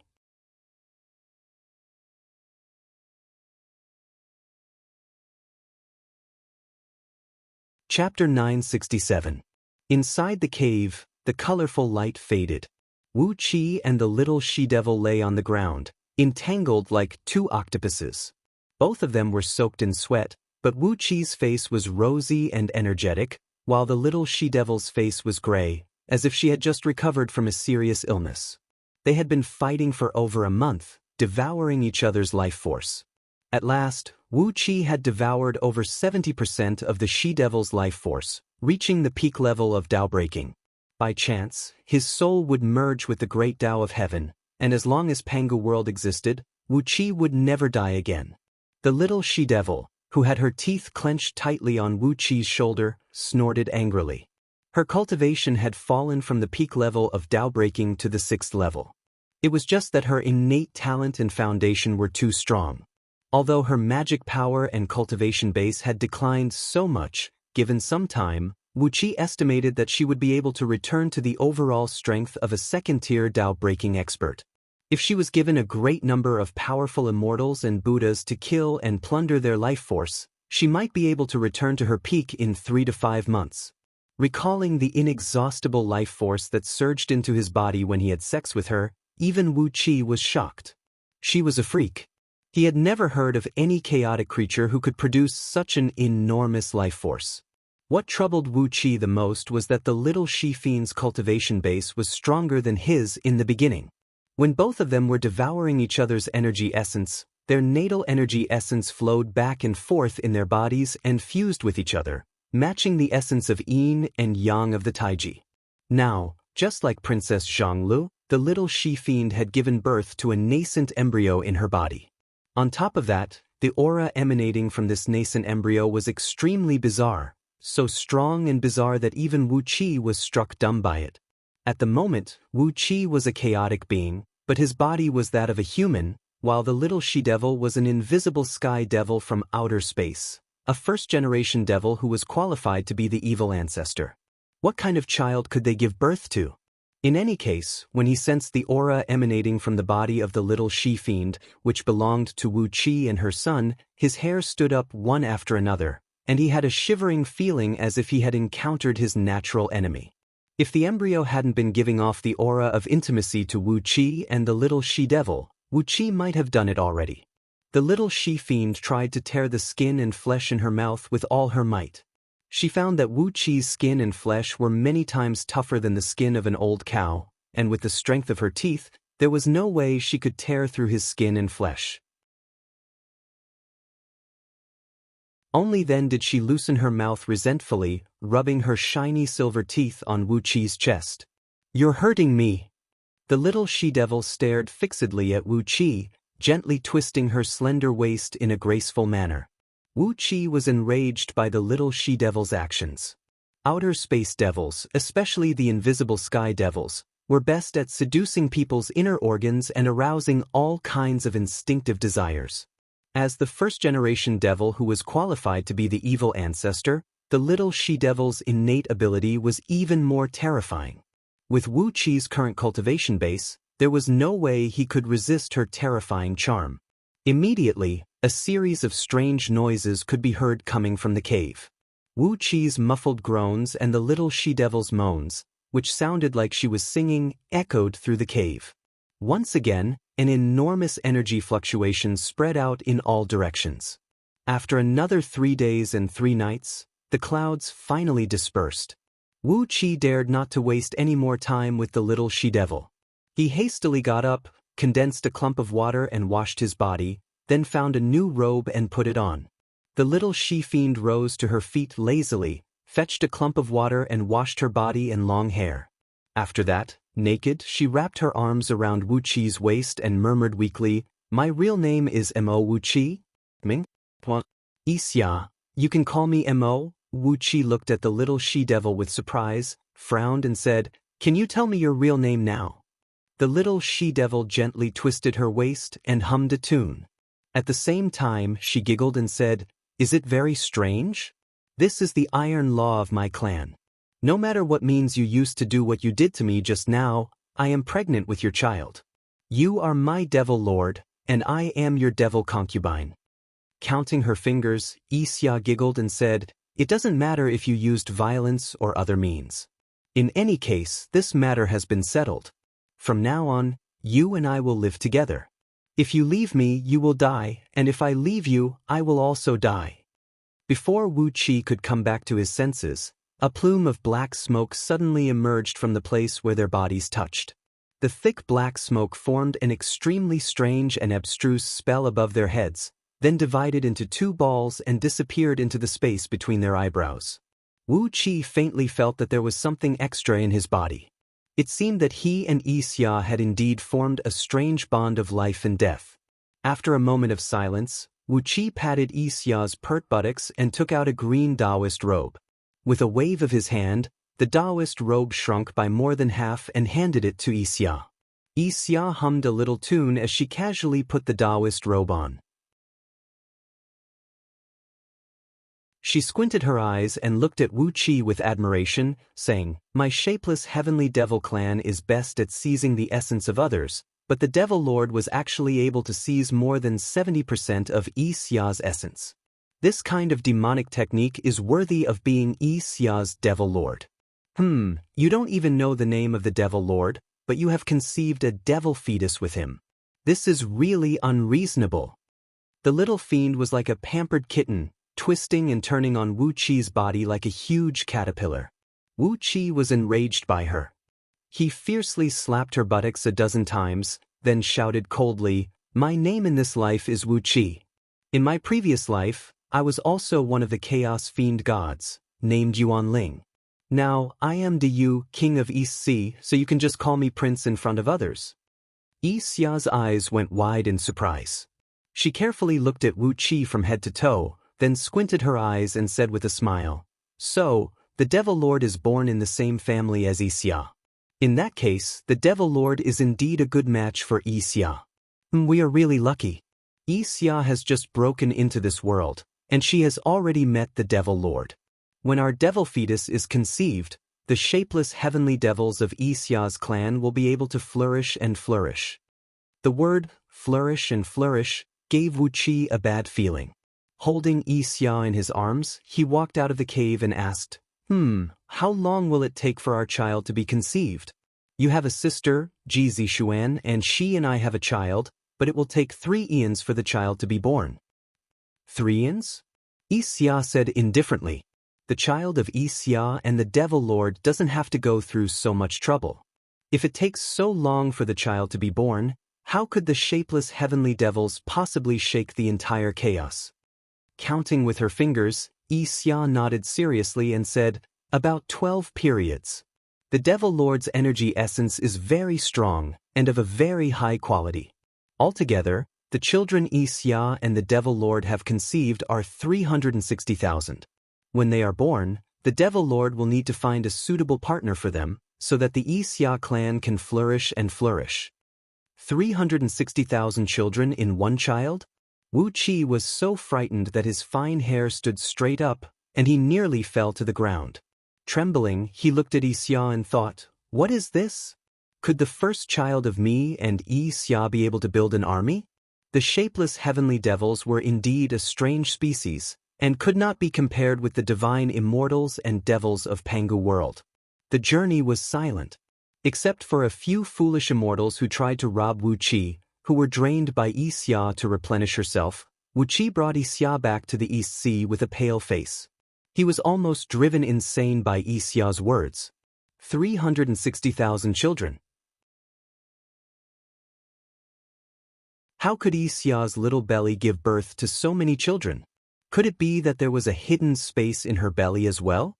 Once they returned to the territory of the East Sea, Princess Zhonglu and a large group of East Sea warriors had already come to greet them. 2 months ago, the Ling dynasty launched an unprecedentedly fierce attack on the East Sea. A large number of immortals appeared in the army of the Ling dynasty, and even some armies of the Ling dynasty had 70% immortals and 30% human soldiers. The army of the East Sea was caught unprepared and had been forced back over 20,000 miles on the entire front line. They had lost thousands of cities and over 10,000 military towns, and millions of soldiers had been killed. It was a great loss. Princess Zhongli led the army of the East Sea to the front line to supervise the battle, and to provide support to the army of the East Sea, which had been routed everywhere. Sensing that Wu Qi had brought the little she-devil back to the East Sea, she hurriedly came to greet them. The little she-devil looked greedily at the generals and soldiers of the East Sea. After calculating with her fingers for a moment, she laughed and said, "Your Highness, there are over 10 million cultivators and ants within 1 million miles of here. Can Xia eat them all?" A chill ran down everyone's spine. Huang Liang, who was the closest to Wu Qi, felt his body go limp, and he nearly fell from the clouds. The people of the East Sea looked at Xia in horror, like a group of rabbits who had seen a falcon soaring in the sky. It was the instinctive fear of weak creatures encountering their natural enemy. Xia looked at the soldiers of the East Sea with bright eyes, then licked her lips with her colorful tongue. She could not help but want to devour all these people of the East Sea. Wu Qi patted on Xia's head. Suddenly he felt a severe pain in his head. He suddenly had a strange feeling that the East Sea was like his pig farm, where he raised countless delicious and plump pigs, while Xia was a greedy tiger. He had brought a hungry tiger back to his pig farm. Wasn't he just looking for trouble for himself? Vexed, Wu Qi gave the smiling Princess Zhonglu a glance, then pushed Xia next to Princess Zhonglu and said with a bitter smile, "Teach her well. She is pregnant with my child as well. From now on, you two will be sisters." Shaking his head, Wu Qi solemnly warned Xia not to mess around in the territory of the East Sea. After that, he left behind these annoying things and hurriedly led the soldiers of the East Sea to the front line. Wu Qi was in a bad mood because of what Xia said about 360,000 children.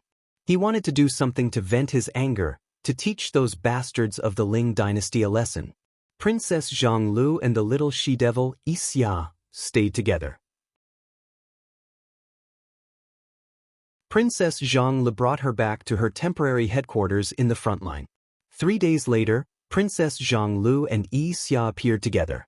Xia was wearing all kinds of precious pearls and gemstones, which made her look like a doll carved out of fine jade. They called each other sisters. Princess Zhonglu was the elder sister, and the little she-devil was the younger sister. Their relationship was very harmonious. Wu Qi still could not figure out how Princess Zhonglu managed to tame this heartless little she-fiend who only acted on her instincts. But he did not have time to care about that. The exasperated emperor of the Ling dynasty, Zhang Tingyun, had personally led an army to the East Sea. You're tuning in to the Passion Pages YouTube channel. We're so grateful for your support, and don't forget to subscribe to join us on this incredible journey through captivating stories. Your generosity through donations truly makes a world of difference, as it's the primary source of revenue that allows me to expand and enhance this channel for you. Thank you from the bottom of my heart for being a part of this adventure.